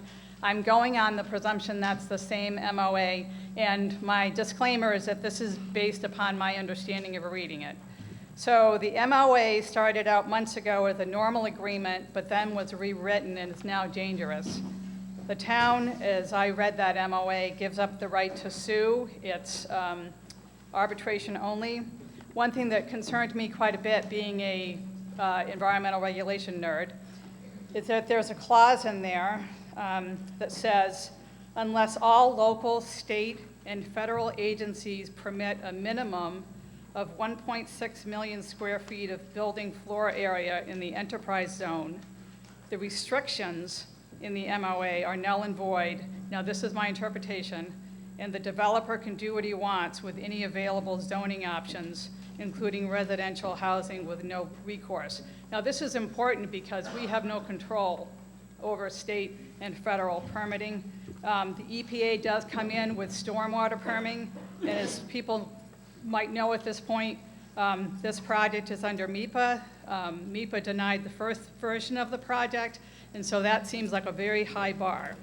My reading of the MOA suggested it was vague to me that the developer would need to actually stick to the details of the concept plan if he did not exceed the maximum square footage, or the limit of 2.6 million square feet. There is a clause in there about referring to the traffic study of May 2021 as a source of reference for mitigation, which makes me worried about updated and third-party studies that we would need for traffic. One other item that concerns me, a normal planning board or ZBA process seems to be circumvented by upfront waiver request on building height from 40 to 50 feet. Same allowance with enlarged building signs. I didn't see any time commitments on the traffic improvements. The inference from that MOA is that the town is going to legally drop the breached 2017 land settlement. This is disturbing to me. Financial payment of $200,000 if developer gets special treatment on expedited permitting. This to me is quid pro quo territory. Takes the offered open space and segments it and appears to hold on to it until the final building permit is granted. I urge voters, especially in North Lancaster, which is not a colony, to vote no on this rezone.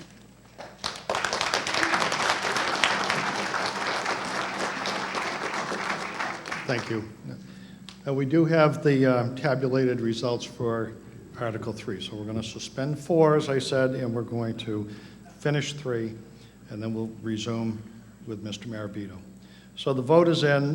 Those in favor, 509. Those against, 228. There were 2 blanks, and 739 ballots were handed in. So Article 3, which was a majority vote, clearly passes. Mr. Moderator. Mr. Moderator, I move to reconsider the vote under Article 3. All right, so for reconsideration, if you say, no, I don't want to reconsider it, then that puts that article to rest forevermore. If you want to reconsider it, you vote yes, and that when that article would come back before the body again. Mr. Moderator, can I make a comment on my motion? This is very important to put this issue to rest. If we let it go later into the evening and more people leave, a different vote result could be locked in. So if you voted for Article 3 on a motion to reconsider, you vote no, and then it can't be brought up later in the meeting or another time. I will also point out, I would anticipate a similar vote for Article 4, so if you care about the end result of that, please stick around to make sure we get those results done. So, thank you. If you voted for Article 3, you vote no on the motion to reconsider. And vice versa, exactly, yes. If you voted no on Article 3, you vote yes to reconsider. The question to reconsider is whether or not this body would like to rediscuss, not discuss maybe, but re-vote on this question. And all it is a parliamentary procedure to lock in this vote. Otherwise, later tonight, if 30 people are left here, they could move to reconsider, take up the question, and vote against what this body, which, by the way, I have to say it is remarkable that more than 800 people showed up here tonight for this town meeting, so we want to make sure that everyone's voice is heard. So does everyone understand what a yes vote and a no vote is? Yes. Okay. Mr. Carr, any questions in the gymnasium? No questions in the gymnasium. Mr. Inchkowski in the CAF? No, sir. Okay. Anybody wish to be heard on the article of reconsideration? Okay, then we're going to, if somebody wants to talk, come up to the microphone. Okay, now here.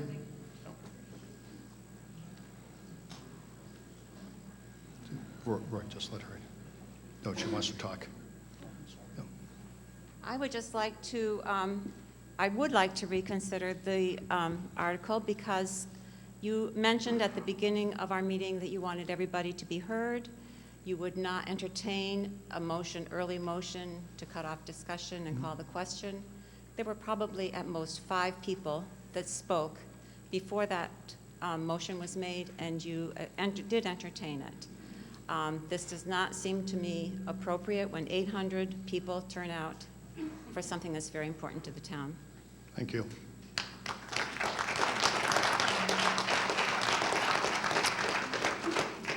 All right, so this is a majority vote, and I wouldn't dare say we're going to have a secret ballot on it. So we're going to have a show of hands. Those in favor of the article, which would say bring it back and let's reconsider it. Those in favor, please raise your hand. Okay, could you scan the scan the 2? Yes, thank you.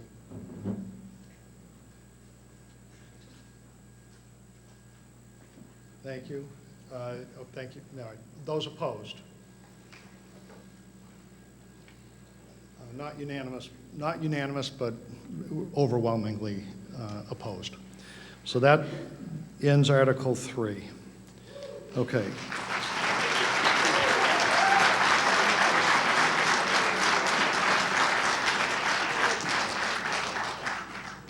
Thank you. All right, Mr. Marabito, you were starting to come up, and let me just ask, David or Mark, is there anybody in your rooms that are wishing to get in line and speak? There is nobody in line in the gymnasium. No one in the cafeteria. Thank you. Okay. Roy Marabito, 944 George Hill Road. If you've been temporarily frustrated with the construction of the Route 11770 intersection and the resulting traffic jams, hold on to your hats because you haven't seen anything yet. I liken it to the emotional and physical frustration of commuting to Boston during rush hour. To deal with this frustration, I tell myself, get used to it, realizing there is little to no hope of improvement of traffic mitigation during rush hour. An unbiased review of the traffic implications of this Capital Group rezoning request is the peer review conducted by Jeffrey Dirk of Van Ness and Associates, delivered to the Economic Development Committee on September 7th, 2021. In this report, Mr. Dirk lists the 6 levels of traffic service designated by the letters A through F, with level of service A representing the best operating conditions and level of service F representing the worst operating conditions. A synopsis of his report is as follows. The Main Street 7 Bridge Road intersection is currently at level of service C/D. It will degrade to level of service F. The Main Street Lunenburg Road intersection is currently at level of service D. It will also degrade to level of service F. The Lunenburg Road Old Union Turnpike intersection is currently at level of service B/C. It will degrade to level of service E/F. The Lunenburg Road Fort Pond intersection is currently at level of service B/C. It too will degrade to level of service E/F. The Lunenburg Road, Fort Pond Road, Woods Lane intersection is currently at level of service D. It will degrade to level of service E/F. However, the Lunenburg Road, McGovern Boulevard intersection will operate at a level of service of B or better. The only intersection without traffic jams will be the entrance and exit from the developer's property. After the 7,000-plus trips per day clear this intersection, the residents of Lancaster will have to deal with the resulting traffic jams. I urge a vote of no on this zoning change based solely on the projected impact of traffic on the intersections of Lancaster. As I do with Boston traffic, I do not want the residents of Lancaster to have to adopt a get used to it attitude for dealing with the traffic congestion in Lancaster. Thank you. Thank you.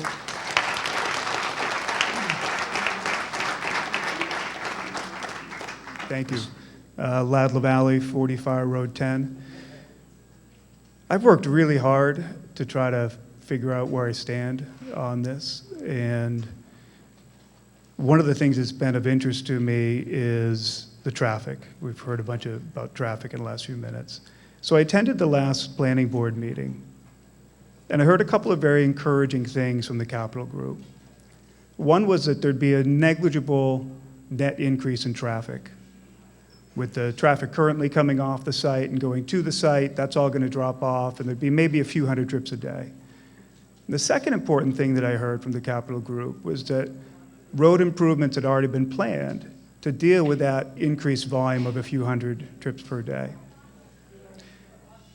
So I came in today, and there's an update to the traffic study that's gone from a few hundred to 8,000 new trips a day. A 20-fold increase? So a 20-fold increase, just to be clear, the things we just heard about what's going to happen at the intersections in Lancaster were based on estimates from the previous traffic report that were 10 to 20 times less than what's been updated. And this update came 2 weeks ago, after many of us have spent over a year attending meetings, trying to find out what this project was going to mean. How could that be? How could it be that all of a sudden,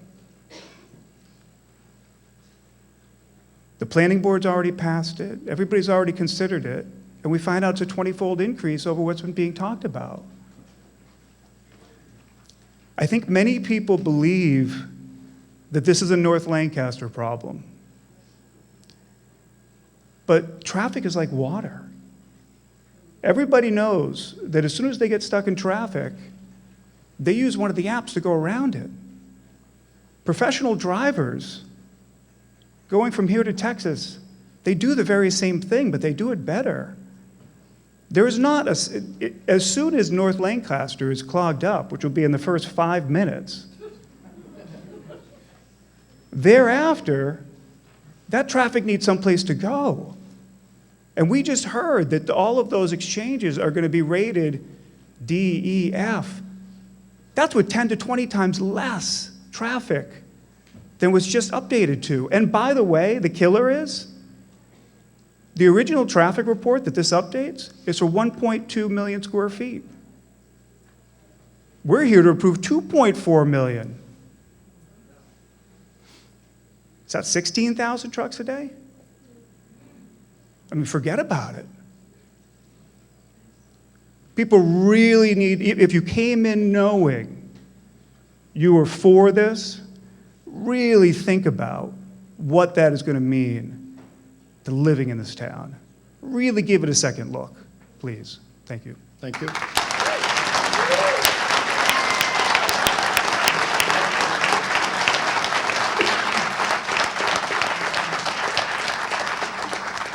Just hold on a second. There was somebody in, I believe, the gym that was making their way to the microphone? Correct. Okay, so just bear with us. Sure.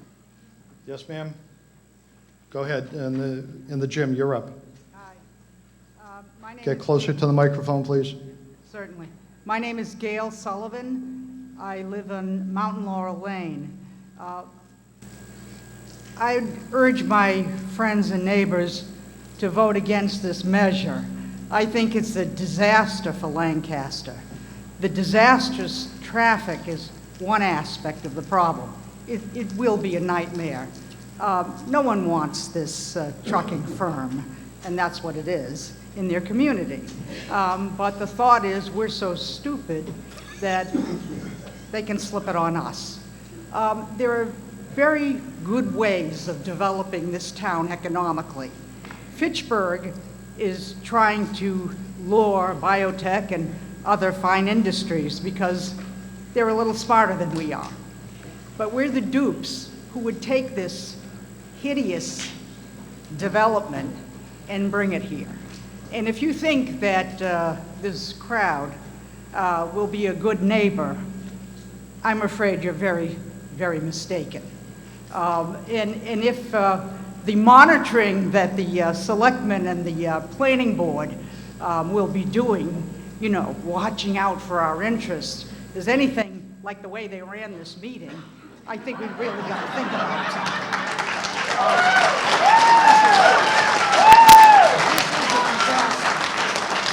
And don't let them North Lancaster, South Lancaster you. Okay, there have been some bad things that have happened on the other side of town in terms of polluting wells near the golf course and so on and so forth. Some people are passionately devoted, that clique, to the industrialization of this beautiful rural town. Crazy. There are places that are already industrialized, places I respect. I respect Fitchburg. I respect Leominster. They're a lot smarter than we are.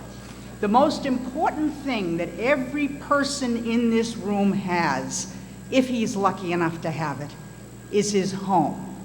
That's usually what most of us have to give our kids. This is what we fought for, this is what we worked for, this is what we commuted for. I know my father spent his life in the VA hospital. My parents had a little house in Situate, and they lost it because he had a nervous breakdown, and we just couldn't live there. And we moved to a public housing project in Cambridge.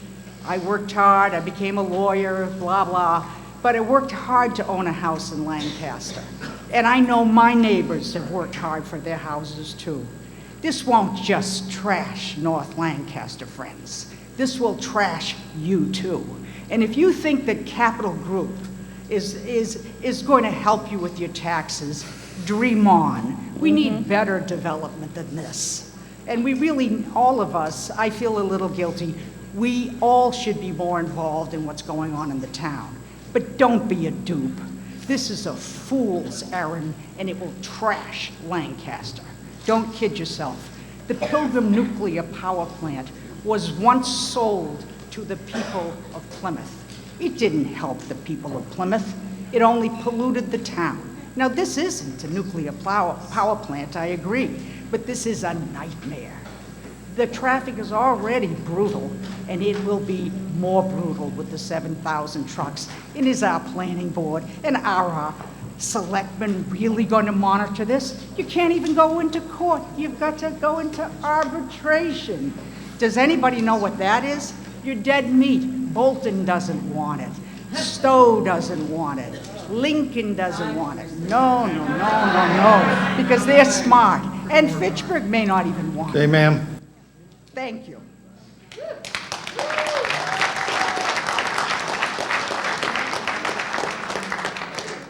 Thanks. Go ahead. Hi, Lisa Zykis, 2221 Main Street. First of all, I want to say I think everybody here realizes we need housing. It's not that we don't want it. It's what you guys want to come with it. If it was just the 40R on 70 and not all these warehouses, which remember, there's going to be warehouses on Fort Pond Road and I think another place. So please remember to look at the whole big picture when you're voting, because it's going to have an effect.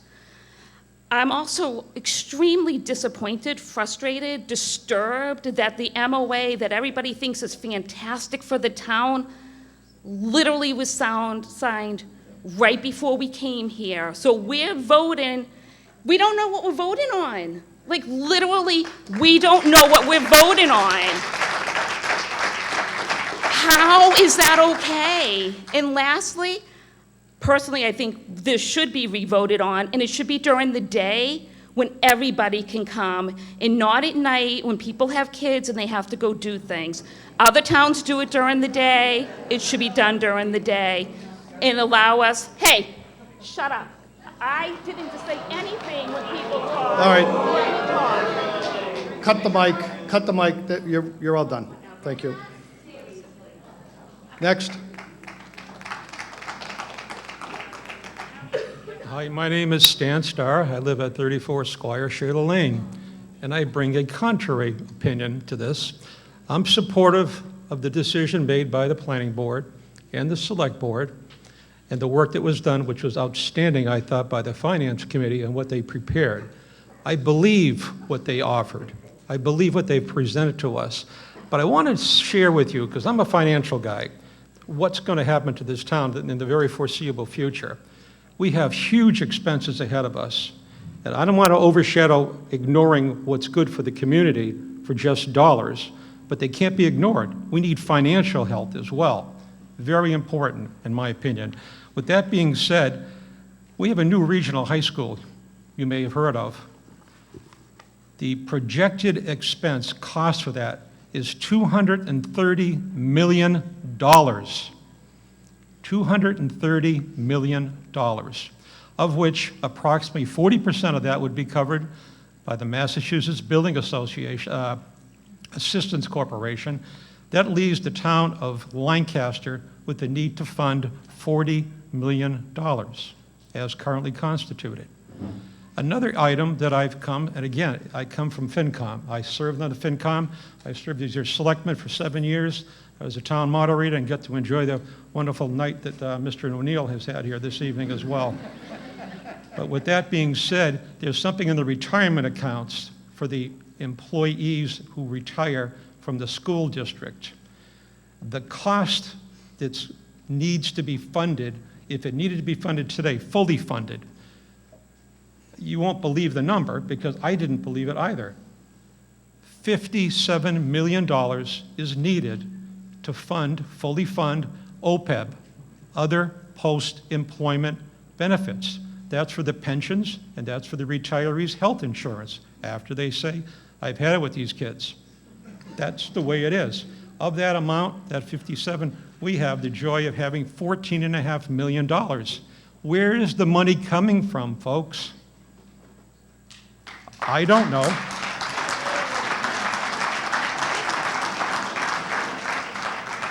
So take in consideration who's speaking about what. It's your vote, it's your money. I just know, I shudder to think, if this is rejected tonight, what's going to happen in the very near future. This town is in very difficult situation financially, and I'll leave it at that. Use your best judgment. That's why we're here. Thank goodness for 800 people that showed up. I've never seen so many people show up in 22 years I've been in town, and that's outstanding. Thank you. Good night. Mr. Moderator. Mr. Moderator. Hold on. Mr. Moderator, could I just add a point of clarification? Is that possible? Yes. Mr. Starr pointed out that our share of the high school could be up to $40 million. It really will be closer to $48 million, which is a staggering amount of money.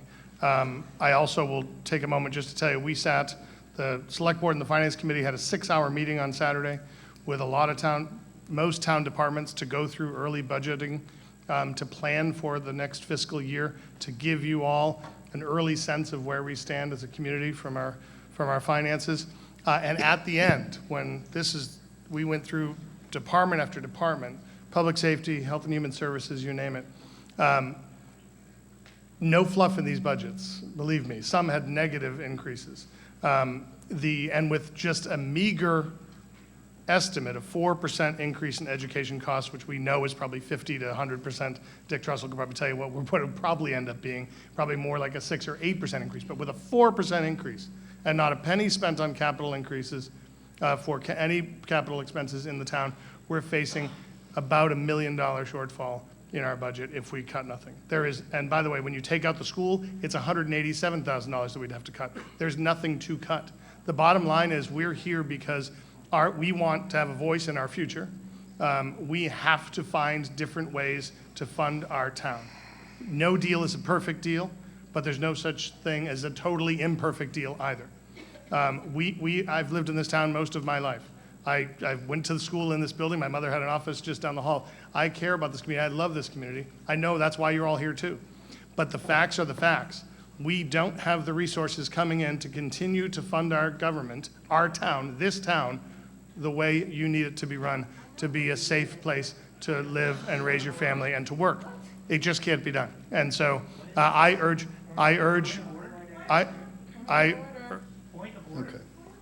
a yes vote on this, and I yield the floor.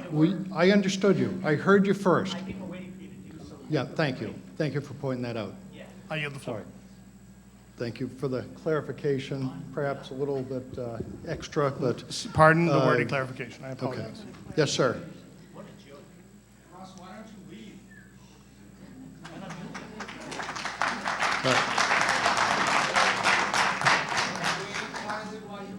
Yes, sir. Go ahead. Good evening. My name is Sam Gregorio. I'm here on behalf of Capital Group. I just wanted to clarify a couple things that were said before on the traffic study. Before the traffic study that was submitted a few weeks ago, the last version of the traffic study was October of 2021, which dealt with a slightly different building program.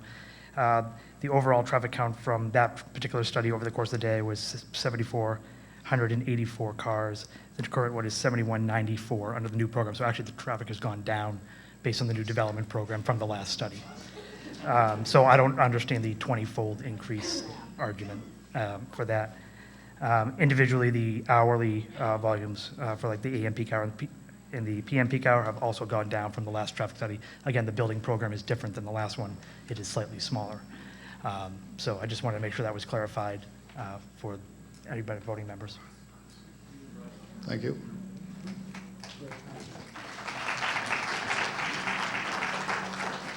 Yes, ma'am. Hi.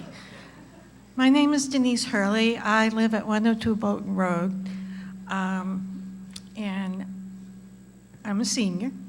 I will be 70 years old in March. I've been living here 40 years. I own my home with Jean Syria, and for me, this is a very important article to pass. And I guess I'm a little upset for someone to say that because I'm in favor or something like that, that I'm stupid and I don't know what I want and I don't understand. This is very important to me because I want to live in my home the rest of my life. I want to stay there. I want my home to be available to my son who is disabled because my home is handicap accessible. I also want to be able to have my grandchildren have that home. And the bottom line for me as a resident is if the taxes continue to go up, and I'm not hearing any other plan on how to help me with my taxes. I'm really not hearing that from anybody, except this plan. This plan is going to help me with my taxes. It's also going to help this community with all kinds of different things. Help us with our schools, help us financially, to help this town become financially stable. I don't know what people don't understand about that. I don't. But I'm not stupid. I know what I'm talking about. I know how important this is. And I'm just going to say, please vote yes for me and my family, because I also love this town, and I want to live here the rest of my life, and I want to die in my home. That's what I want to do. Thank you. Thank you.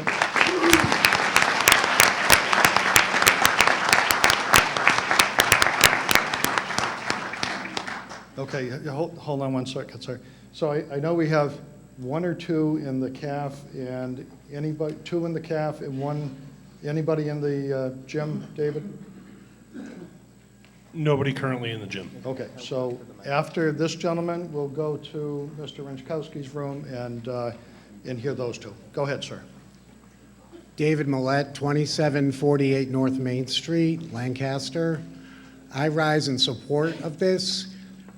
The original, which we'll go back to if we say no, it's going to be 1.2 million square foot of warehouses, This will bring it to 2.4 million square foot of warehouses. The difference in trucking is going to be 500 trucks a day. Yes, it's a difference. But the increase in taxes and the difference in taxes is going to be over I'd say 4.3 million. So that's a huge benefit to the town. It's 3.5 million to the positive versus 700,000 to the negative.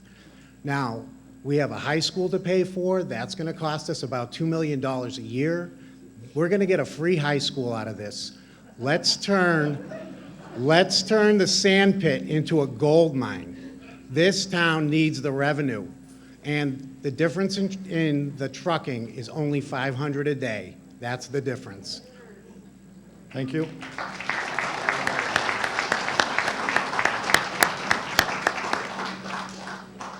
All right, now we're going to the gentleman in the cafeteria. Go ahead, you are up. Hi, my name is Jim Carlson. I live at 125 Fire Road 12. A little closer to the mic, please. Can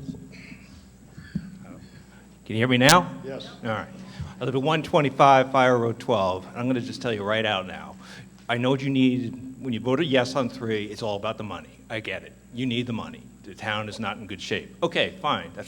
So you're going to go after this developer and you're going to say, oh, everything's fantastic. This developer is going to make my life so much better. Guess what? Not going to happen. First of all, the developer's in it for himself. They're not in it to help you guys out. They're not in it to help you build your new high school at all. And secondly, after you say yes to this developer and you're all pissed off because of all the traffic and the environmental problems, you're going to say you're going to go arbitration, you're going to go to sue. Good luck with that one. They're not going to leave. What are you going to do? They're just walk off the property and say, oh my God, we're in arbitration. We can't do this anymore. Get real. This is not what you need. You need development. This town does need money. Not this way. This is not the way of doing it. You're going to lose in the long run. Your environment is going to be destroyed, and you're not going to get all the money you're looking for because the developer's just going to keep it for themselves. So this is a silly plan. Yes, we do need to help the town, but this is not the way to do it. You are making a huge mistake. Vote no on 4. Thank you. Thank you. Okay, Miss in the cafeteria, you're up. Hi, I'm Bree Garney, and I live on White Pond Road. I just want to say a couple quick things. The first thing is I'm more confused now than I was before I came in here because you were hearing different things from people on the same topic. So I just urge everybody to think about that no one really knows anything is what I am gathering right now, because there's a lot of ifs, ands, and buts.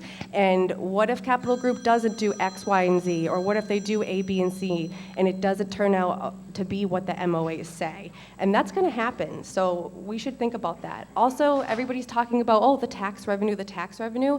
When are we going to see that money? No one's able to even answer that question, and maybe the planning board or somebody else can answer. Is it going to be 5 years, 10 years, and how much of an impact will that actually have?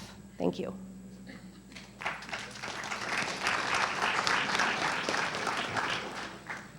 Thank you.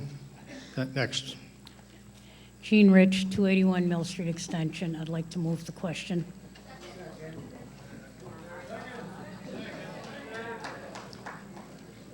Okay, there's been a motion and a second. Bear with me a second. Oh.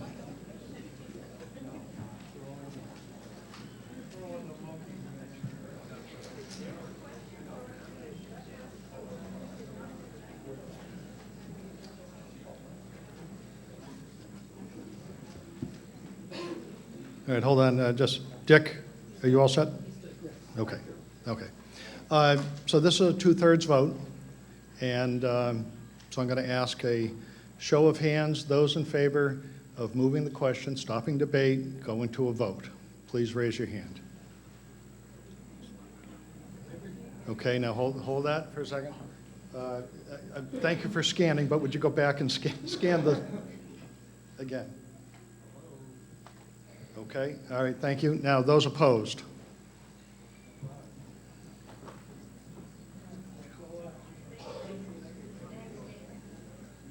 Okay, overwhelmingly in support of closing debate. All right, so now we're going to go to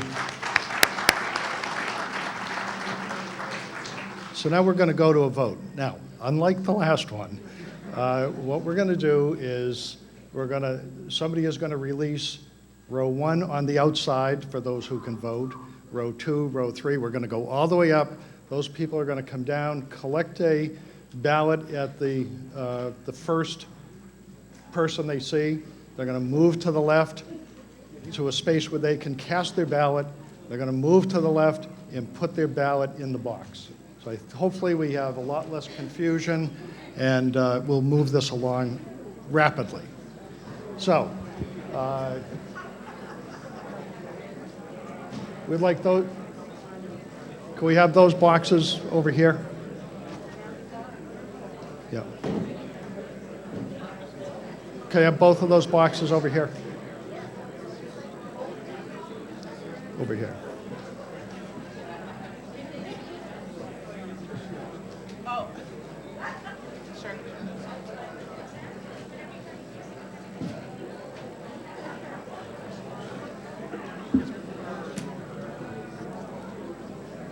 Attention, please. All right, so would one of the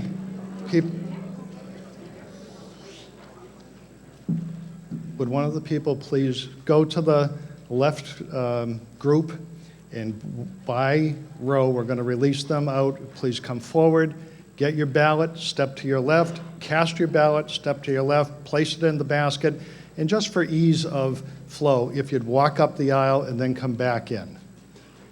Okay? All right, I need somebody to go over there and start the process. And please don't start jumping up. That's what caused a lot of confusion before. Mandy will release the people. Okay.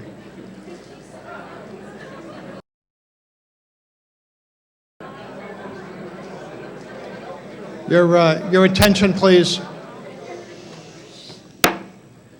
If somebody has inability to get up and make their way down, would you say to the person next to you when they come up, we need some assistance down there, and somebody will bring a ballot to you. Okay, so we're going to do this room first, then we'll do the other two, and it should be much quicker.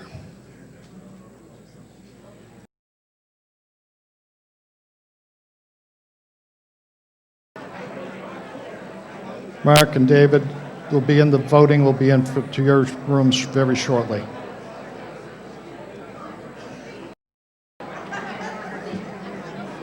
Attention, please. Last call for anyone voting in the auditorium. Okay.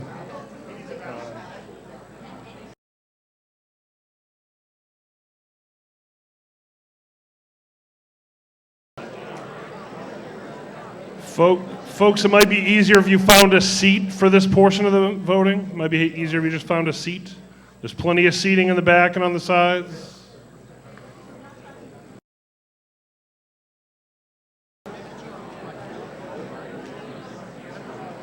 Is there anybody with a disability that requires us to bring them a ballot? Quick raise of the hand would be great. Last call for ballots in the room. Going once, going twice. Sold. Here you go. Attention, please. All right, I see that the people collecting the ballots are just leaving the cafeteria, which was the third leg. So, again, in the spirit of moving this along so that we have time to allow the counters to tabulate the votes, we're going to move to Article 10. I move Article 10 as printed in the warrant. Okay, discussion. Kate, do you want to be heard on that? Yes. Thank you, Mr. Moderator.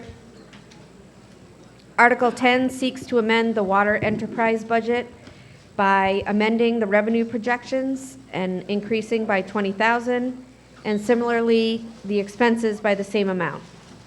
The increases are similar to those that were seen in the previous Article number 8, to adjust for inflation for utilities. The Finance Committee, the DPW Commission, and the Select Board recommend affirmative action on this article. Thank you. Anybody from DPW wish to be heard on this? Anybody from Finance wish to be heard on this? Okay. Debate.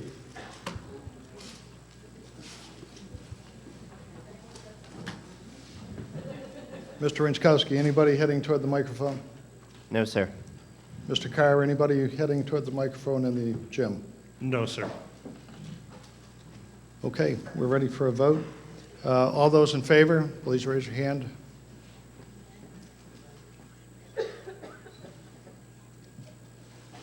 Thank you. Those opposed?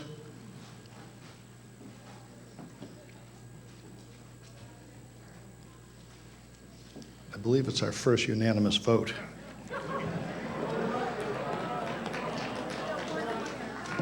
Okay. Article 11.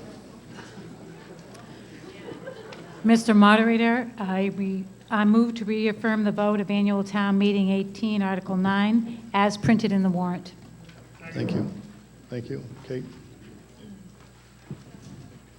Thank you, Mr. Moderator. This article seeks to reaffirm a vote taken at the 2018 Annual Town Meeting under Article Number 9, removing the Chief of Police's position from civil service. Amongst other things, this will allow our chief to be permanently appointed to the role and reaffirm Lancaster's commitment to the state of the collective will of the government to remove the department completely from civil service. The Select Board recommends affirmative action on this article. Thank you. Anyone else wish to be heard on this article?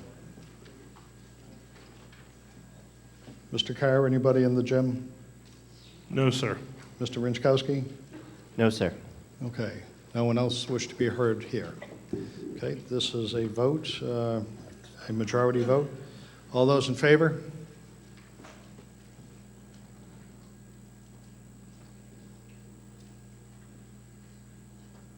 Thank you. All those opposed?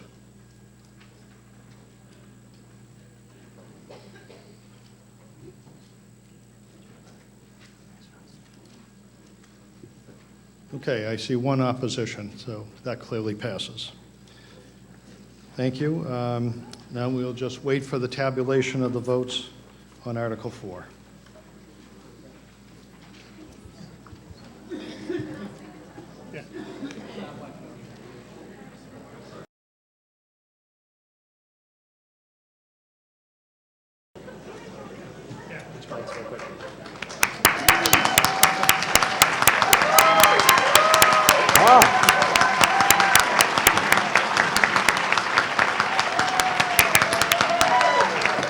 It seems we have some time to kill, so just in the interest of expediency, when we go to leave, if you are parked along the access road, which follows the perimeter of the building, just the way you came in is the way you should go out. So follow it around the building.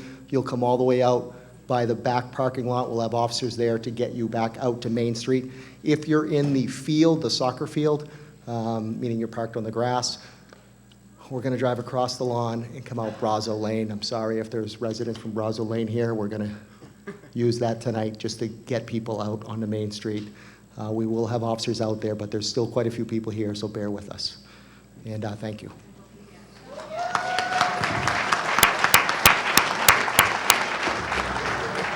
Once more for Everett Moody, everybody. Woo!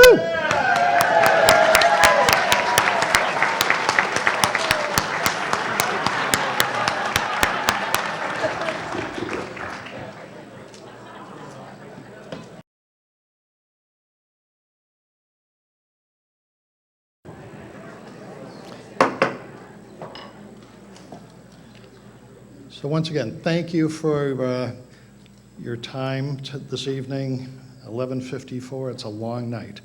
So thank you, and thank you for the most part. Everybody was pretty civil, so should be commended for that.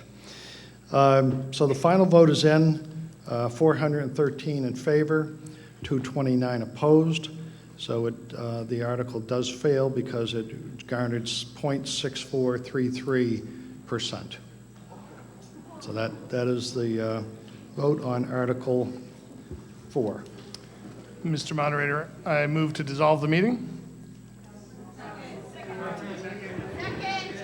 Those in favor? Those opposed? Hold on, we have, Adjourn. I'll invite you to come up to the microphone. Thank you.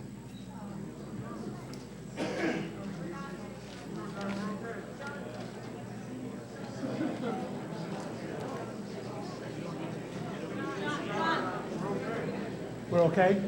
Okay, never mind. Just means adjourn. We're not pulling anything fancy. It just means adjourn. Sorry, it just Okay. means adjourn.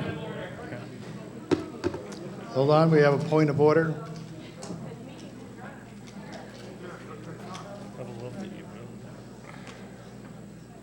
Matt Cody, can you please explain the difference between dissolve the meeting and end the meeting? It's the same thing. They're the same. So why are we not adjourning? Because I moved and seconded dissolve. Yeah. Is there a difference between adjourn and dissolve? Not a difference for the purpose of this meeting at all, no. It just closes the meeting. It can't be reopened for a reconsideration vote at a future time? No. No. No. No. Once the meeting's over. The meeting over? Over.